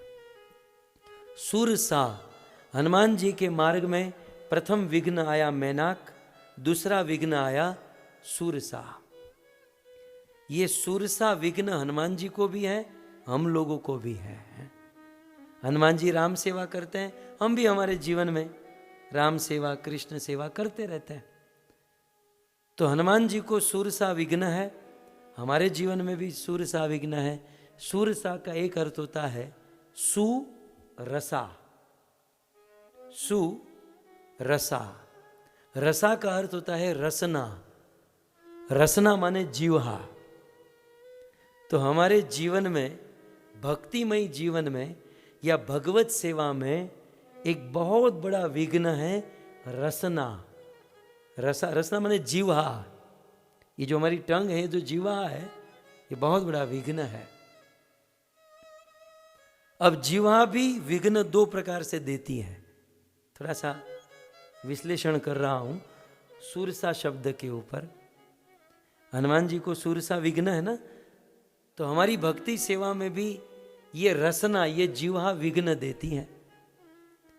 और ये रसना, ये जीवा दो प्रकार के विघ्न देती है। इसका एक विघ्न है टेस्ट। जीवा में क्या होता है? टेस्टफुल पदार्थ खाने की इच्छा। हमारे चैतन्य चरितामृत में महाप्रभु श्री चैतन्य ने यहां तक कह दिया, जीवहार लालसा इति उति धाय। ये जीवहा की लालसा इति उति, ये खाऊं, ये खाऊं, ये खाऊं, ये खाऊं, इस प्रकार से दौड़ती रहेगी। शिष्णोदर पारायण कृष्ण नाही पाए। जब तक जीवहा की लालसा बढ़ती रहेगी, वो भगवान को कभी प्राप्त नहीं कर सकता। ये एक जीवहा हमें भगवान से दूर कर देती है। ये जीवहा में टेस्टफुल पदार्थ खाने की लालसा भगवत सेवा में, भगवत भक्ति में विघ्न प्रदान करती है। कई बार कुछ लोग कहते हैं हम सुबह जग नहीं सकते क्योंकि जीवा कंट्रोल में, भोजन कंट्रोल में नहीं है, ज्यादा नींद आती है ना। गीता में कृष्ण ने कहा युक्त आहार, तो जीवा। लेकिन क्या करें, फिर भी हमें अच्छे अच्छे भोजन खाने की इच्छा है, तो इस जीवा को कैसे कंट्रोल करें? मैं सोचता हूं ऐसा एक इंजेक्शन मार दो जिसमें टेस्ट ही निकल जाए, लेकिन वो भी कितने दिन रहेगा?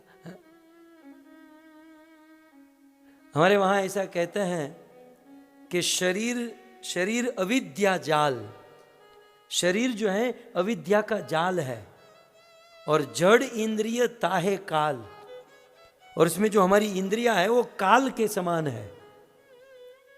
और उन इंद्रियों में भी तार मध्य, उन सभी इंद्रियों के बीच में जीवा, ये जो जीवा है वो तो लोभमयी, इतनी लोभी है, इतनी लोभी है, इसको जो चाहिए आज खिला दिया तो कल कुछ नया, कल खिलाया तो परसों कुछ और, अति लोभमयी और सुदुर्मति।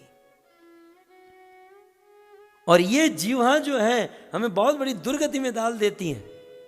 लेकिन कृष्ण बड़ो दयामयी, ये जो कृष्ण है ना बहुत दयामयी है। हमारी जीवा में अच्छे अच्छे भोजन खाने की इच्छा तो होती है, जो भगवत सेवा भक्ति से दूर कर देती है, लेकिन कृष्ण बड़ो दयामयी। क्या दया करते हैं?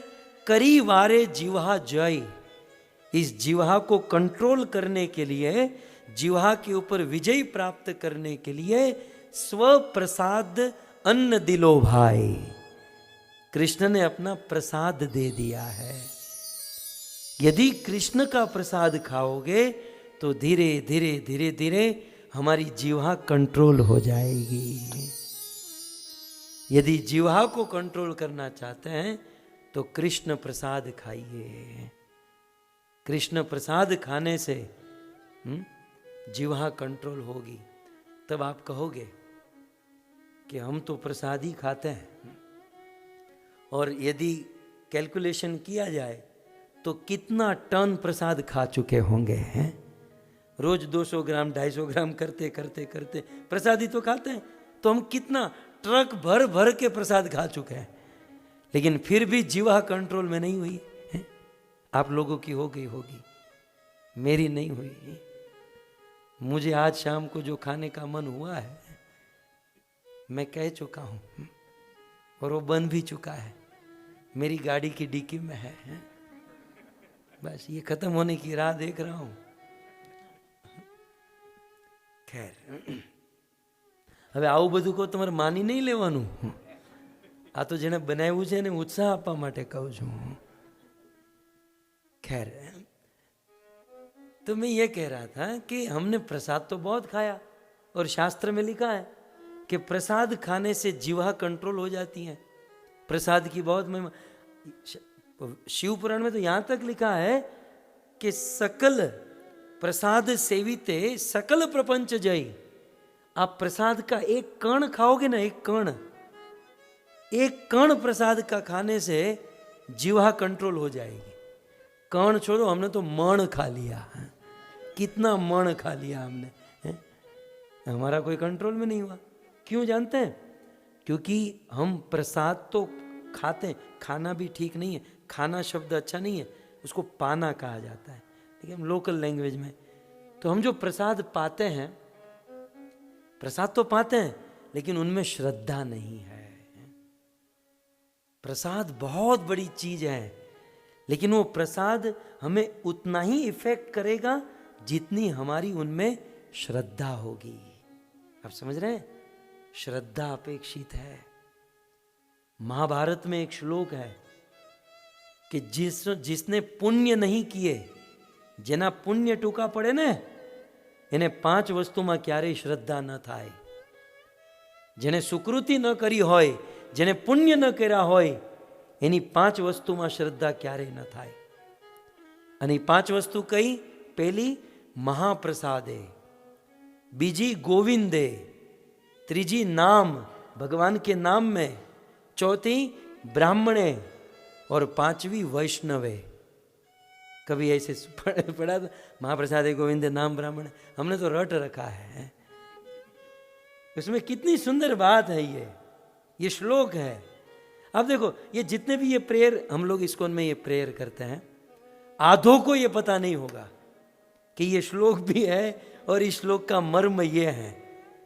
प्रसाद देखा नहीं, महाप्रसाद गोविंद नाम नमो ब्राह्मणे वैष्णव स्वल्प, उसमें भी आधी गलती करते हैं। 5 जिसकी सुकृति कम है उनको 5 वस्तु में श्रद्धा नहीं होगी। महाप्रसादे, गोविंदे, नाम, ब्राह्मण और वैष्णव।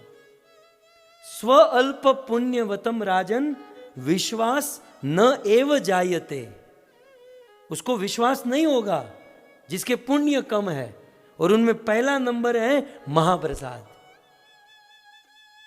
पुण्य कम होने के कारण महाप्रसाद में विश्वास नहीं है, इसलिए कण नहीं मण भर कर महाप्रसाद खाया, जीवा वश में नहीं है। इसलिए महाप्रसाद की वैल्यू समझें, उसमें श्रद्धा उत्पन्न करें, और उस महाप्रसाद को पाने से जीवा कंट्रोल होती है। मैं ये सब किस पर बोल रहा हूं पता है? सूरसा। हनुमान जी के मार्ग में दूसरा विघ्न है सूरसा। तो सुरसा, रसा माने रसना, रसना माने जीवा। हनुमान जी को ये विघ्न है, हमको भी ये विघ्न है। वो सूरसा जो है ना सर्पिणी है। क्या है? क्या लिखा है? अहिनी के माता। अहि माने सर्प, सर्पों की माता सर्पिणी। तो हमारी जीवा भी सर्पिणी है? कुछ लोग कहता है सर्प तो लंबा, सर्पिणी लंबी होती है, ये जीवा दिखने में छोटी है, बाकी कुछ लोगों की तो इतनी बड़ी बड़ी है। आने तो माय कापो त्यारे खबर पड़े हैं। दिखने में 7 इंच की है, लेकिन ऐसे 70 इंच की होती है। तो महाप्रसाद पाने से ये जीवा कंट्रोल हो से। तो जीवा का एक विघ्न। अब जीवा में एक प्रॉब्लम यह है कि इसे टेस्ट, और जीवा में दूसरा है इसको व्यर्थ चलाना। ये जीवा वाइब्रेट होती है, इसी से तो शब्द बनते हैं ना। अब जीवा ना हो तो शब्द थोड़ी निकलेंगे। तो हमारे मुख को, जीवा को कंट्रोल रखना, हमारी वाणी को कंट्रोल रखना। श्रीमद् भगवद गीता में 17वें अध्याय में भगवान श्री कृष्ण ने वाणी की तपस्या बताई। वाणी की तपस्या होती, दिखाइए। श्रीमद् भगवद गीता, भगवान श्री कृष्ण कहते हैं, उद्वेग करम वाक्यम सत्यम प्रति हितम चय स्वाध्याया अभ्यसनम चैवम वांग्मयम तप उच्यते। वांग्मयम तप उच्यते, वाणी का तप है ये। सो वाणी का तप, वाणी कैसी होनी चाहिए? वाणी की तपस्या क्या है? उद्वेग करम वाक्यम। सबसे पहले वाणी की तपस्या है किसी को उद्वेग्न करने वाली वाणी नहीं होनी चाहिए। कभी भी ऐसा न बोले ताकि कोई उद्विग्न हो जाए, कोई क्रोधी हो जाए। वाणी सदैव मधुर होनी चाहिए, मीठी होनी चाहिए। फिर आगे कहते हैं सत्यम, वाणी जो है सत्यम होनी चाहिए, कभी असत्य नहीं बोलना चाहिए। साधक के जीवन में, सेवक के जीवन में ये विघ्न, असत्य बोलना, कठोर बोलना, ये सब विघ्न है। जैसे हनुमान जी को विघ्न है। कुछ जगह पर झूठ बोला जा सकता है, शास्त्रों में लिखा है। कुछ जगह पर, किस जगह पर झूठ? परीक्षार्थ है। जब कोई गुरु शिष्य की परीक्षा ले रहा हो, या कोई टीचर अपने स्टूडेंट को पढ़ा रहा हो, तो टीचर कह सकता है मुझको इसका आंसर पता नहीं, जरा तुम बताओ। अब गुरु को पता नहीं, पता है, लेकिन परीक्षार्थ झूठ बोला जा सकता है। एक दूसरा परोपकारार्थ है। परोपकार कर, अपने लिए नहीं है, परोपकार के लिए झूठ बोला जा सकता है। परोपकार माने, मान लो किसी कसाई खाने से गाय भागकर निकली है और कसाई उसके पीछे दौड़ रहा है। किसी एक गली में चली गई और कसाई आपको कहे कि वो गाय कहाँ गई है, तो वहां सत्यवादी हरिश्चंद्र नहीं बनना चाहिए। वहां झूठ बोलना चाहिए, यहां गई हो तो कहना चाहिए वहां गई है, तो गाय बच जाएगी। परोपकार अर्थ है। तो परोपकार के लिए बोला गया झूठ झूठ नहीं, वो सत्य है। और तीसरा कहते हैं भक्ति साधन अर्थ है। कभी आपको भक्ति करनी है, साधना करनी है, तो भक्ति साधन अर्थ है। कभी कभी झूठ बोला जा सकता है। 7 दिन की कथा है और कथा सुननी है और जॉब कर रहे हैं, तो वहां कहा जा सकता है कि हमारे चाचा गुजर गए हैं, जाना ही पड़ेगा। तो तुम कहो कि बीजा वर्षे कथा था तो चाची ने मारी नाखवानी, तीजा वर्षे मामा ने मारवा, मामी मुझे एक बार ऐसा हुआ है। मेरी एक कथा होती थी तो हर बार एक लड़का आकर बैठता था, बोले तू जॉब करते, अच्छी खासी जॉब करता था, तो तू जॉब करते, तू हर कथा में आ जा, जहां भी कथा हो कथा में आ जाता था। बोले मैं चाचा को मार कर आया। पहले तो मैं लगा कि ये खून करके आया क्या। बोले नहीं नहीं प्रभु, वो हम जॉब करते हैं ना तो उसमें हमको एप्लीकेशन करनी होती है। तो मैंने कहा चाचा, इंडिया की बात कर रहा हूँ। तो फिर दूसरी बार चाची को मार कर आया, मामा को, मामी को, फलाने को। फिर बहुत सारी कथा, 5-6 साल तक कथा सुना, हर एक कथा में। फिर आकर कहता है प्रभु मैंने जॉब छोड़ दी, अब मैं ब्रह्मचारी बनने जा रहा हूं। बोले क्यों। बोले परिवार में सब मर गए हैं, अब मेरे पास कोई बहाना बचा ही नहीं है, कोई एक्सक्यूज बचा ही नहीं है। वो ब्रह्मचारी बन गए, आज वो ब्रह्मचारी है। और पूरे मुंबई महाराष्ट्र में सबसे ज्यादा बुक डिस्ट्रीब्यूशन करता है। हिज होलीनेस भक्ति चारू स्वामी का शिष्य बन गया वो अनिरुद्ध, हमारा प्रिय भक्त, वो कथा सुन रहा होगा। कहने का अर्थ यह है कि भक्ति साधन अर्थ है। अब आप ये मत समझो मैं आपको झूठ बोलना सिखा रहा हूं, हा? लेकिन भगवान के लिए बोला गया झूठ झूठ नहीं, परम सत्य है। क्यों? क्योंकि आपने झूठ सत्य के लिए झूठ बोला है। आपके झूठ का आधार सत्य, सत्य नहीं परम सत्य है। दुनिया वालों के लिए कितना भी सच बोलो वह झूठ है, क्योंकि दुनिया असत्य है, दुनिया के लोग असत्य हैं, दुनिया का संबंध असत्य है। उन लोगों के लिए कितना भी सच बोलो वह झूठ है। लेकिन सत्य के लिए बोला गया झूठ परम सत्य है। उदाहरण वसुदेव जी। वसुदेव जी को जानते हैं ना। वसुदेव जी ने कंस को क्या कहा था कि मेरे जितने भी बच्चे होंगे मैं तुमको दे दूंगा। कहा था कि नहीं? वचन दिया था, देवताओं की आकाशवाणी हुई, पुष्पों की वृष्टि की। वसुदेव कभी जीवन में झूठ नहीं बोलते, लेकिन क्या किया? पहला आया तो कंस को दे दिया, दूसरा, तीसरा, चौथा, 6 कंस को दे दिए, 7वां तो उड़ गया। अब 8वें का जब जन्म हुआ तो कंस को देना चाहिए था ना, लेकिन वसुदेव ने क्या किया? उसे गोकुल छोड़कर आ गए। झूठ बोले कि नहीं? लेकिन फिर भी वसुदेव को कोई दोष नहीं लगा, क्योंकि वह झूठ भगवान के लिए था, ईश्वर प्रसन्नता के लिए था। और बिल्कुल उसकी और दूसरी ओर पितामह भीष्म कभी झूठ नहीं बोले, सत्य पर रहे। लेकिन सत्य पर रहकर भी भगवान के हाथों से मारे गए। क्यों? क्योंकि पितामह भीष्म के सत्य का आधार ये संसार था, हस्तिनापुर की गादी थी। तो कहने का अर्थ, आज संसार के लोग सच क्या है, झूठ क्या है, इसकी डेफिनेशन ही नहीं जानते हैं। तो कहने का अर्थ यह है कि वाणी में सत्य होना चाहिए, और सत हरि भजन जगत सब सपना। और फिर भगवान श्री कृष्ण कहते हैं कि प्रिय, हमारी वाणी कैसी होनी चाहिए? प्रिय, लोगों को पसंद आए, लोगों को प्रेम हो जाए, ऐसी वाणी होनी चाहिए। कुछ लोग बोलते ना तो समझ में नहीं आता इसकी बोली है कि बंदूक की गोली है, बिल्कुल सीधा सीना पार करके चली जाती है। चाणक्य जी ने कहा कि शस्त्र यदि लगे, गोली बोली लगे ना, तो ये तो ठीक भी हो सकता है, लेकिन किसी वाणी का प्रहार हो जाए ना तो जीवन भर तक ठीक नहीं हो सकता।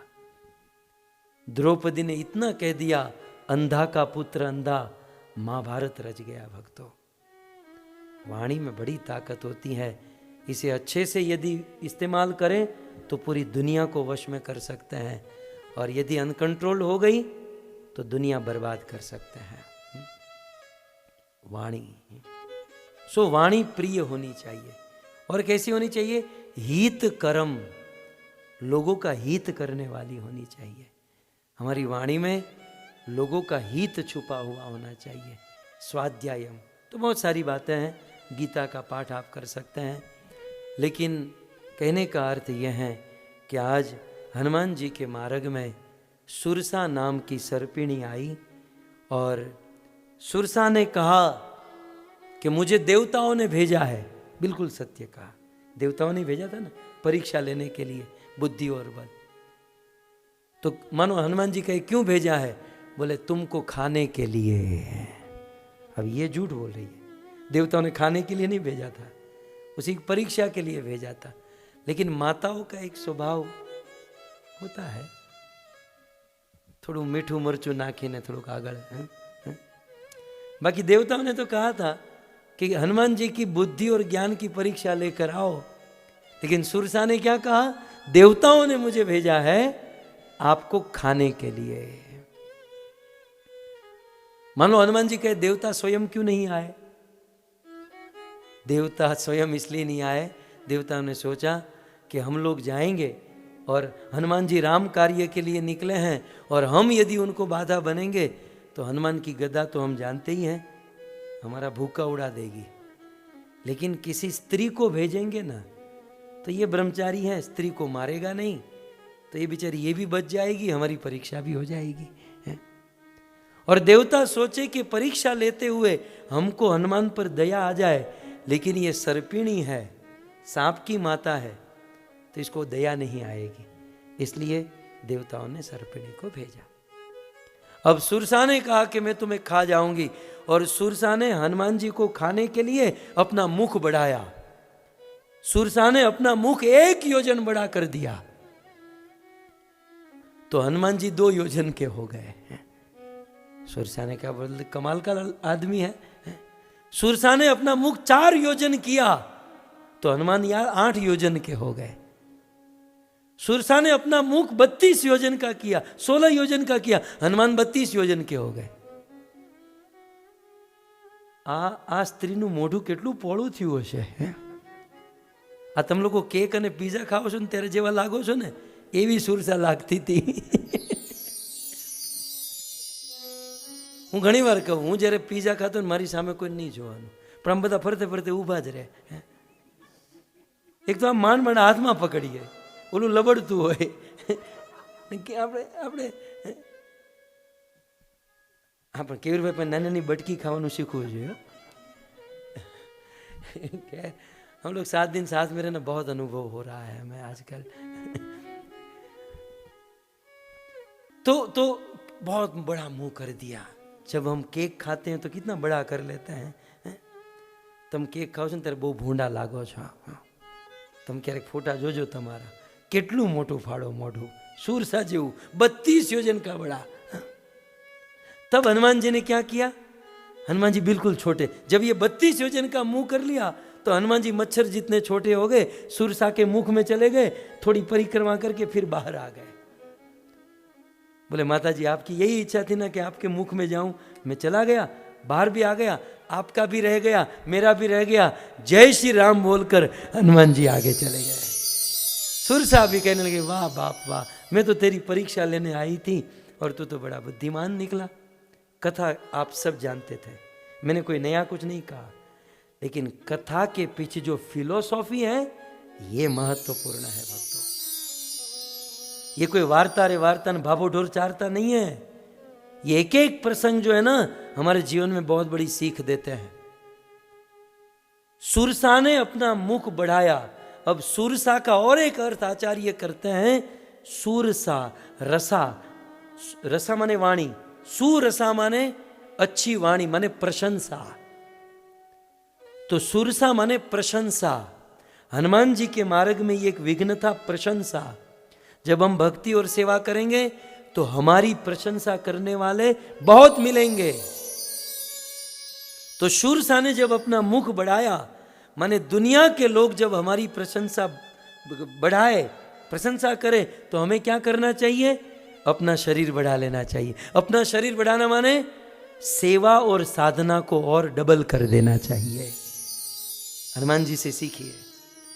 शूरसा ने मुख बढ़ाया खाने के लिए, माने हनुमान जी की प्रशंसा हुई, तो हनुमान जी ने अपना शरीर बढ़ाया, मतलब हनुमान जी ने अपनी सेवा और साधना बढ़ाई।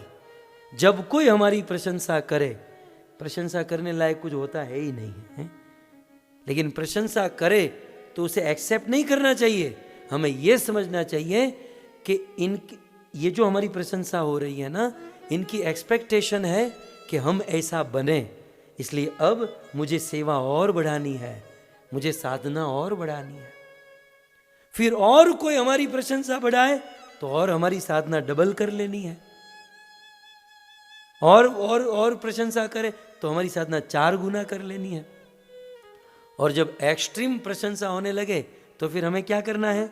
हमें बिल्कुल छोटा बनकर वहां से खिसक लेना है। जैसे माधवेंद्रपुरी हम लोग सुनते हैं, हमारे श्रीनाथ जी को, ये जो श्रीनाथ जी है ना, इनको प्रकट करने वाले कौन जानते हैं? माधवेंद्रपुरी, हमारी गौड़ीय संप्रदाय में हुए। फिर माधवेंद्रपुरी ने गोसाई जी को दिया, फिर वल्लभाचार्य की परंपरा में ठाकुर जी की सेवा आई, लेकिन इनको गिरिराज गोवर्धन में प्रकट करने वाले माधवेंद्रपुरी हुए। जब माधवेंद्रपुरी ने श्रीनाथ जी भगवान को प्रकट किया, वे तो खेलते थे, वे तो लीला करते थे श्रीनाथ जी के साथ। तो एक दिन श्रीनाथ जी भगवान ने कहा खेल खेल में कि माधवेंद्र, अब गर्मी की सीजन आ रही है, अक्षय तृतीया जो आ रही ना, ये वही दिन था। तो गर्मी की सीजन आ रही है और मुझे बहुत गर्मी लगती है, तुम है ना चंदन लेकर आओ जगन्नाथपुरी से, और चंदन का लेप मुझ पर लगाओ। आज का कोई होता तो अपने चेले को भेज देता, लेकिन माधवेंद्रपुरी स्वयं चल कर गए। जगन्नाथपुरी जा रहे थे, बीच में रेमुणा नाम का गांव आया, गोपीनाथ जी का दर्शन किया और गोपीनाथ जी को खीर का भोग लगाया था। ये तो अयाचक वृत्ति के थे, मर जाऊं लेकिन कभी मांगू नहीं। लेकिन माधवेंद्रपुरी के मन में इच्छा हुई कि ये खीर यदि मुझे खाने को मिल जाती तो मैं भी मेरे श्रीनाथ जी लड्डू गोपाल के लिए ऐसी खीर का भोग बनाता। इच्छा हुई, लेकिन दूसरे ही पल में सोचा ये गलत इच्छा है, मेरे से अपराध हो गया। उस दिन उन्होंने कुछ खाया नहीं, बिना खाए पिए सो गए। अब भक्त भूखा सोया है तो भगवान कैसे रह सकता है? भगवान ने उस पुजारी, जो मंदिर का पुजारी था, उसे स्वप्न में दिया, स्वप्न में प्रकट हुए। पुजारी को जगाया, उठ। बोले प्रभु आप? बोले हाँ, तेरे लिए नहीं आया। तो ऐसा मत समझना तू बहुत आरती घुमाता है रविवार को 4 बजे 4:30 बजे, इसलिए मैं तेरे सामने आया। અમુક લોકો મંદિરમાં આરતી કરતા તો આપણે કાંઈ જ નહીં, આપણી સામે જોવે જ નહીં, આપણે તો આવું નાનું એવું તુચ્છ થઈ જઈએ. આમ ભગવાનની એવી આરતી કરતા હોય પોટોમેકમાં સાંજે 4:30 વાગે, આપણને એમ થાય બ્રહ્મા પછી આનો જ નંબર છે. तो भगवान ने कहा तेरे लिए नहीं आया हूं. तो प्रभु आप किसके लिए आए? बोले तुम्हारे वहां जो माधवेंद्रपुरी आया उसके लिए, वो भूखा सोया है, जाओ उसे जाकर खीर खिला. पुजारी ने कहा वो तो मैं खा गया. भगवान ने कहा मैं जानता हूं, सालो अच्छा भोग तुम ही खाते हो, इसलिए पेट बढ़ाकर बैठे हो. हाँ? मैं जानता था तुम छोड़ोगे नहीं, इसलिए खीर का एक पात्र मैंने चोरी करके रखा है. पुजारी ने कहा प्रभु अभी भी आप चोरी करते हो? बोले वो तो अपना स्वभाव है. तो बोले चोरी करके कहाँ रखा? बोले जा मंदिर में पर्दे के पीछे मैंने रखा. वो गया तो देखा वास्तव में खीर चुराई थी, और वो खीर लेकर माधवेंद्रपुरी के पास आए, माधवेंद्र को खीर खिलाई.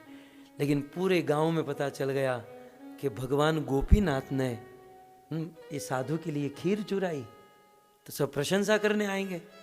माधवेंद्रपुरी ने सोचा कि अब प्रशंसा बढ़ रही है, ये स्थान को छोड़कर चले गए वहां से. तो यहाँ पर हनुमान जी यही सिखाते हैं कि कोई हमारी प्रशंसा करे तो अपनी सेवा साधना बढ़ाओ और बढ़ाओ और बढ़ाओ, और जब बहुत प्रशंसा बढ़ जाए तो उस स्थान को छोड़ दो. नहीं तो हमारी सेवा छूट जाएगी, भक्ति छूट जाएगी। हनुमान जी वहाँ से निकल पड़े, वहाँ से उड़ पड़े। अब जब हनुमान जी वहाँ से निकले तो हनुमान जी को तीसरा विघ्न आया। पहला मेनाक, दूसरा सुरसा और तीसरी एक राक्षसी जिसका नाम था सिंहिका। सिंहिका नाम की राक्षसी हनुमान जी को आई। और ये राक्षसी कैसी थी सुनिए। सिंहिका नाम की राक्षसी समुद्र में रहती थी। ये आकाश में उड़ने वाले लोगों को पकड़कर गिराती थी। तो आकाश में उड़ने वाले को कैसे पकड़ती थी? जो आकाश में उड़ता था उसकी परछाई नीचे होती थी, तो आकाश में उड़ने वाले की परछाई को पकड़कर गिराने का प्रयास करती। इसका अर्थ क्या होता है कि जब आप राम जी की सेवा करोगे, भक्ति करोगे, तो तीसरा विघ्न आएगा, सिंहिका राक्षसी। ये सिंहिका राक्षसी कौन है? हमारी ईर्ष्या करने वाले, हमारी निंदा करने वाले, ये विघ्न है। अच्छा, सिंहिका राक्षसी किसको गिराती थी? जो आकाश में उड़ता था। निंदा और ईर्ष्या किसकी होती है? जो प्रगति करता है। जो कुछ नहीं करता उसकी कौन ईर्ष्या करेगा? कुछ लोग कहते ना, भाई તમારી જ બધા નિંદા કરે, અમારી જ કોઈ નિંદા કરતું નથી। પણ તું કંઈક કરે તો નિંદા કરે ને। તું કંઈક મંદિરે આવ, બે માળા કર, કંઈક થોડીક સેવા કર તો નિંદા થાય। તારે ઘરે પડ્યું રહેવું, તારી કોણ નિંદા કરે? है ना? तो जो कुछ कोई जो जो जो को प्रगति करता है, जो आकाश में उड़ता है, उनको गिराने का प्रयास। जो पहले से ही गिरा हुआ है उनको कौन गिराएगा? देखिए, सोना होता है ना, सोना, उसको आग में तपाया जाता है, उसको शुद्ध किया जाता है। प्लास्टिक ने कोई आग में नाखे? वो आग को सहन तो सोने को, परीक्षा सोने की होती है, प्लास्टिक की नहीं होती। ठीक उसी प्रकार परीक्षा शुद्ध भक्तों की होती है। जो सेवा साधना करते हैं उनको बलिदान, उनकी परीक्षा, उनकी निंदा और ईर्ष्या होती है, प्लास्टिक की नहीं होती। तो सिंह का ऊपर उड़ने वाले को। अच्छा, दूसरा क्या था? सिंह का गिराती थी कैसे? परछाई को पकड़कर। ये निंदा और ईर्ष्या करने वाले लोग जो है ना, वो वास्तविक डिवोटी को नहीं पकड़ते, उनकी परछाई को पकड़ते हैं। परछाई माने बैक पार्ट को पकड़ते हैं, बैक साइड को पकड़ते हैं। लेकिन परछाई से कोई पकड़ में आता नहीं, वो ऐसे ही निंदा ईर्ष्या करते रह जाते हैं और भजन करने वाला आगे निकल जाता है। हनुमान जी महाराज ने सिंहिका का वध कर दिया और समुद्र को लांघकर लंका में पहुंच चुके हैं। श्री हनुमान जी महाराज की आगे बढ़िए। हनुमान जी महाराज लंका में पहुंचे और लंका में पहुंचकर गिरी पर चढ़ी, लंका ते ही देखी, कहीं न जाई अति दुर्ग विशेषी। रावण की लंका बहुत सुंदर थी भक्तों, पूरी दुनिया का बादशाह था रावण। रावण कुबेर को लूट चुका था, जितने भी ऐश्वर्य जो भी था सब कुछ रावण ने लंका में तामझाम बना दिया था। लेकिन हनुमान जी महाराज ने रावण के अद्भुत ऐश्वर्य को देखा, फिर भी हनुमान जी उसमें फंसे नहीं। मुझे पता नहीं, लेकिन यहाँ के लोग अपना अनुभव कहते हैं कि प्रभु जितने भी भारत से ब्रह्मचारी आए अमेरिका में प्रचार करने के लिए, वो सब शादी करके अब घर बना लिए हैं। आए थे अमेरिका में सनातन धर्म का प्रचार करने के लिए, कुछ हिंदू धर्म को आगे बढ़ाने के लिए। हिंदू धर्म आगे नहीं बढ़ा, परिवार अपना आगे बढ़ गया। ऐसा होता है कि भाई सत्कर्म करने के लिए निकले हैं, लेकिन कुछ ताम झाम देखकर बंदा फंस जाता है कि माया का प्रभाव इतना है। हनुमान जी भी ब्रह्मचारी थे, जवान थे, और रावण का ऐश्वर्य इतना देखा, लेकिन हनुमान जी उसमें फंसे नहीं। इसके दो कारण यहाँ पर लिखे हैं। अब ये सब सीधे सीधे पढ़ो तो आपको समझ में। कल ही एक माता जी कह रही थी ना, मैं रोज सुंदरकांड का पाठ करती हूँ, लेकिन पाठ ही करते हूँ, ये तो कभी हमने सोचा नहीं, न कभी समझा हमने। तो यही तो कथा है ना, कि शास्त्र के मर्म को समझना। सो हनुमान जी महाराज रावण, अब हनुमान के अलावा कोई भी होता तो फंस जाता। अब अमेरिका जेवा में मानसो फंसाई जाए तो लंका में न फंसाए। रावण ने कितना सजा कर रखा था, लेकिन हनुमान जी महाराज फंसे नहीं। इसका कारण एक, कहते हैं गिरी पर चढ़ी। हनुमान जी महाराज क्या क्या किए? गिरी पर चढ़े। हनुमान जी ने लंका को ऊपर से देखा। ऊपर से, पहले ऊपर से देखने का अर्थ समझिए। फ्लाइट में हम बैठते हैं, फ्लाइट जब टेक ऑफ करती, ऊपर उड़ती है, एक सर्टेन लेवल तक जाती है, तो हमको सब एक समान दिखाई देता है। फ्लाइट जब ऊपर होती है तो सब एक समान दिखाई देता है। और वांधो जયારે नीचे आवे न त्यारे थाय, ये छोटा, ये बड़ा, ये अच्छा, ये बुरा। लेकिन जब ऊपर होती है तो कोई अच्छा बुरा नहीं, सब एक समान होता है। ठीक ऊपर, ठीक उसी प्रकार जिसकी दृष्टि ऊंची होती है ना, उसको सब एक समान लगता है। लेकिन जिसकी दृष्टि नीची हो जाती है, उसमें भेदभाव शुरू हो जाता है। हनुमान जी की दृष्टि बहुत ऊंची थी, बहुत ऊंची दृष्टि से हनुमान देख रहे थे, इसलिए हनुमान जी उसमें फंसे नहीं। कारण एक। और दूसरा, हनुमान जी की दृष्टि में मां सीता थी। उसका लक्ष्य एक ही था, मां सीता। जैसे द्रोणाचार्य कौरव पांडवों को लेकर वन में गए और कहा कि कल ये जो पेड़ है उसके ऊपर पक्षी हैं, उसकी आंख में बाण मारना है कल। लेकिन आज मैं आपको ये पूछना चाहता हूं कि आपको क्या दिखाई देता है यहां पर? तो दुर्योधन, तुमको क्या दिखाई देता है? दुर्योधन ने कहा मुझे पेड़, डाली, बादल सब दिखाई देता है। भीम को कहा तुमको क्या दिखाई देता है? भीम ने मारी जम अपनी गाड़ी ની ડિક્કી में ઓલી થાળી જે પડી છે ને, भीम ने कहा कि मुझे बस वो फल दिखाई दे रहा है। लेकिन अर्जुन को कहा तुम्हें क्या दिखाई दे रहा है? अर्जुन ने कहा गुरुजी मुझे केवल उस पक्षी की आंख दिखाई दे रही है, आप कहो तो बाण मार दूं। ठीक उसी प्रकार हनुमान जी की दृष्टि में केवल सीता जी थी। मुझे सीता जी को देखना है। सीता कौन? सीता भक्ति का स्वरूप है। जिसकी दृष्टि में भक्ति होगी, वो संसार की कितनी भी माया को देखेगा, वो माया उसे स्पर्श नहीं कर पाएगी। भक्ति की दृष्टि होनी चाहिए। भक्ति की दृष्टि का अर्थ समझते हो? कोई आदमी मेरी तरह निशान होंडा में घूमता है 2-5 हज़ार की गाड़ी में, और बाजू में से टेस्ला वाला निकले, 50, 60, 70 की तो आती होगी, तो टेस्ला निकले, तो इसमें दो विचार है।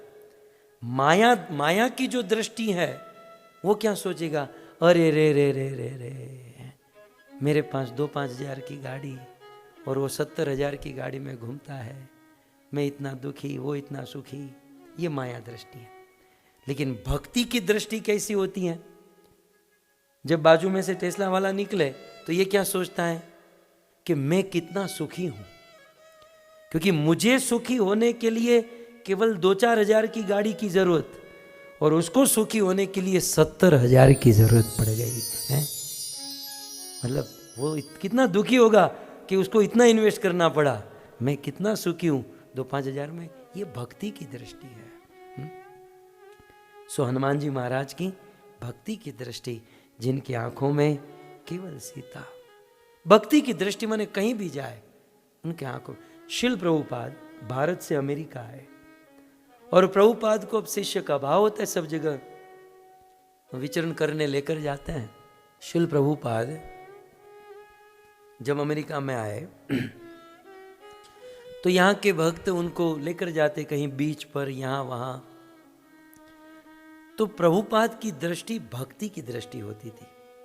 प्रभुपाद कोई ब्रॉड रोड को देखते, कोई चौड़े रोड को, तो ये सोचते यहां से रथ यात्रा निकालेंगे तो अच्छा होगा। कोई चर्च बिका होता तो सोचते कि ये खरीद कर मंदिर बना लेते तो अच्छा होता। भक्ति की दृष्टि कहते हैं इसे। सो हनुमान जी महाराज की दृष्टि पूर्ण रूप से भक्ति की थी।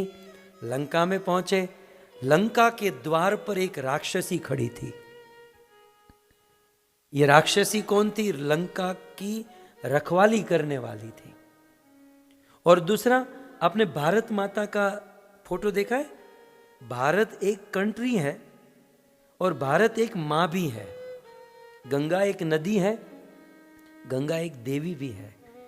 वैसे लंका एक नगरी भी है और लंका एक स्त्री भी है जिसकी अधिष्ठात्री देवी है।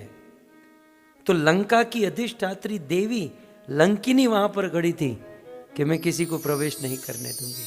तब हनुमान जी महाराज मसक समान रूप कपि धरि। हनुमान जी ने क्या किया? मसक समान, मसक माने मच्छर, मच्छर के समान रूप धारण किया और हनुमान जी महाराज आगे बढ़े। આ તો તમે ઘણી વાર સાંભળ્યું હશે ને, પણ મારે તમને એટલું જ કહેવું હોય, જેને જીવનમાં કામ મોટા કરવા હોય ને, જેને જીવનમાં મોટા મોટા કામ કરવા હોય, એને પોતાની જાતને મચ્છર જેવો સૂક્ષ્મ બનાવીને જ રાખવો જોઈએ। अपने आप को नम्र बनाकर रखेंगे, अपने आप को हम्बल बनाकर रखेंगे, अपने आप को मच्छर की तरह छोटा बनाकर रखेंगे तो आप बड़े बड़े काम कर सकते हो। बाकी मान और प्रतिष्ठा और पद और उसमें ही उलझ जाओगे, बड़े काम चूक जाओगे भक्तों, वही पॉलिटिक्स और वही में फंस जाओगे। हनुमान जी ने बहुत सुंदर शिक्षा, वो तो सुंदरकांड के एक एक शब्द में शिक्षा, लेकिन फिर आपको नाराज हो जाओगे कि ये तो सुंदरकांड हुआ ही नहीं। बाकी एक एक चौपाई पर मैं घंटों भर बोल सकता हूँ। आप मुझे समझ पा रहे होंगे कि मैं एक एक शब्द पर बहुत सारी शिक्षा है। मसक समान रूप कपि धरहि, मच्छर के समान मैंने सूक्ष्म रूप धारण किया। जिसको बड़ा काम करना होता है उसे अपना रूप छोटा रखना चाहिए, अपना नाम छोटा रखना चाहिए, क्योंकि अमिताभ जी ने कहा है, जो है नाम वाला वही बदनाम है। इतने बदनाम हुए हैं जमाने में, बीत जाएगी सदियां इसे भुलाने में। सो छोटा रूप धारण किया, लंकी ही चले हूं सुमिरी नर हरि ही। और सूक्ष्म रूप धारण करके हनुमान जी महाराज क्या स्मरण करते हुए चले? नर हरि। अब देखिए दूसरी लाइन में, नर हरि का स्मरण करते हुए चले। सो नर हरि के दो अर्थ हैं। नर हरि माने नरसिंह देव भगवान। श्री नरसिंह देव भगवान की। हनुमान जी सिखा रहे हैं कि जब राम कार्य के लिए चले, जब कोई सेवा के लिए चले, कोई यात्रा में चले, तो नर हरि नरसिंह देव भगवान का स्मरण करना चाहिए। सतयुग में जो धारण किया था, हिरण्याकश्यप को फाड़ा, क्योंकि नरसिंह देव भगवान हमारे सारे विघ्नों को हर लेते हैं। तो हनुमान जी ने नरसिंह देव भगवान का स्मरण किया। और नर हरि का दूसरा अर्थ होता है, नर रूप में जो हरि है, भले नरों में जो सिंह है, हरियन घेर न होय, जेना फड़ियामा कुंजर फरे, एने वहीनी वात न होय, केहरी बच्चा ने कागड़ा। जो सिंह की तरह विचरण करे, शेर की तरह गर्जना करे, जिसको किसी की आवश्यकता नहीं। हमारे ત્યાં એવું કે સિંહના ટોળા ન હોય, સિંહ અકેલા ફરતા હોય। રામજી ટોળું લઈને નહોતા ચાલતા, 13 વર્ષ એકલા ચાલ્યા અને પછી વાનરોની સેના બનાવી। तो नरों में जो हरि है वो है नरहरि। तो राम जी का स्मरण किया, नरसिंह भगवान का स्मरण किया। हनुमान जी आगे चले हैं। जैसे ही चले तो जैसे यहाँ तोल नाके में नहीं वो डंडा गिर जाता है, तो ये नया स्टेट शुरू हुआ ना भारत के बाद लंका, तो ये नए स्टेट में गए, इनके पास कोई पास था नहीं, वो तो डंडा नीचे गिरा, लंकी ने गिराया। ये मच्छर जितना था फिर भी पकड़ लिया। आप कुछ भी करो, टैक्स वालों से नहीं बच सकते हैं। अमेरिका में तो क्या रे नहीं, लंकिनी ने पकड़ लिया।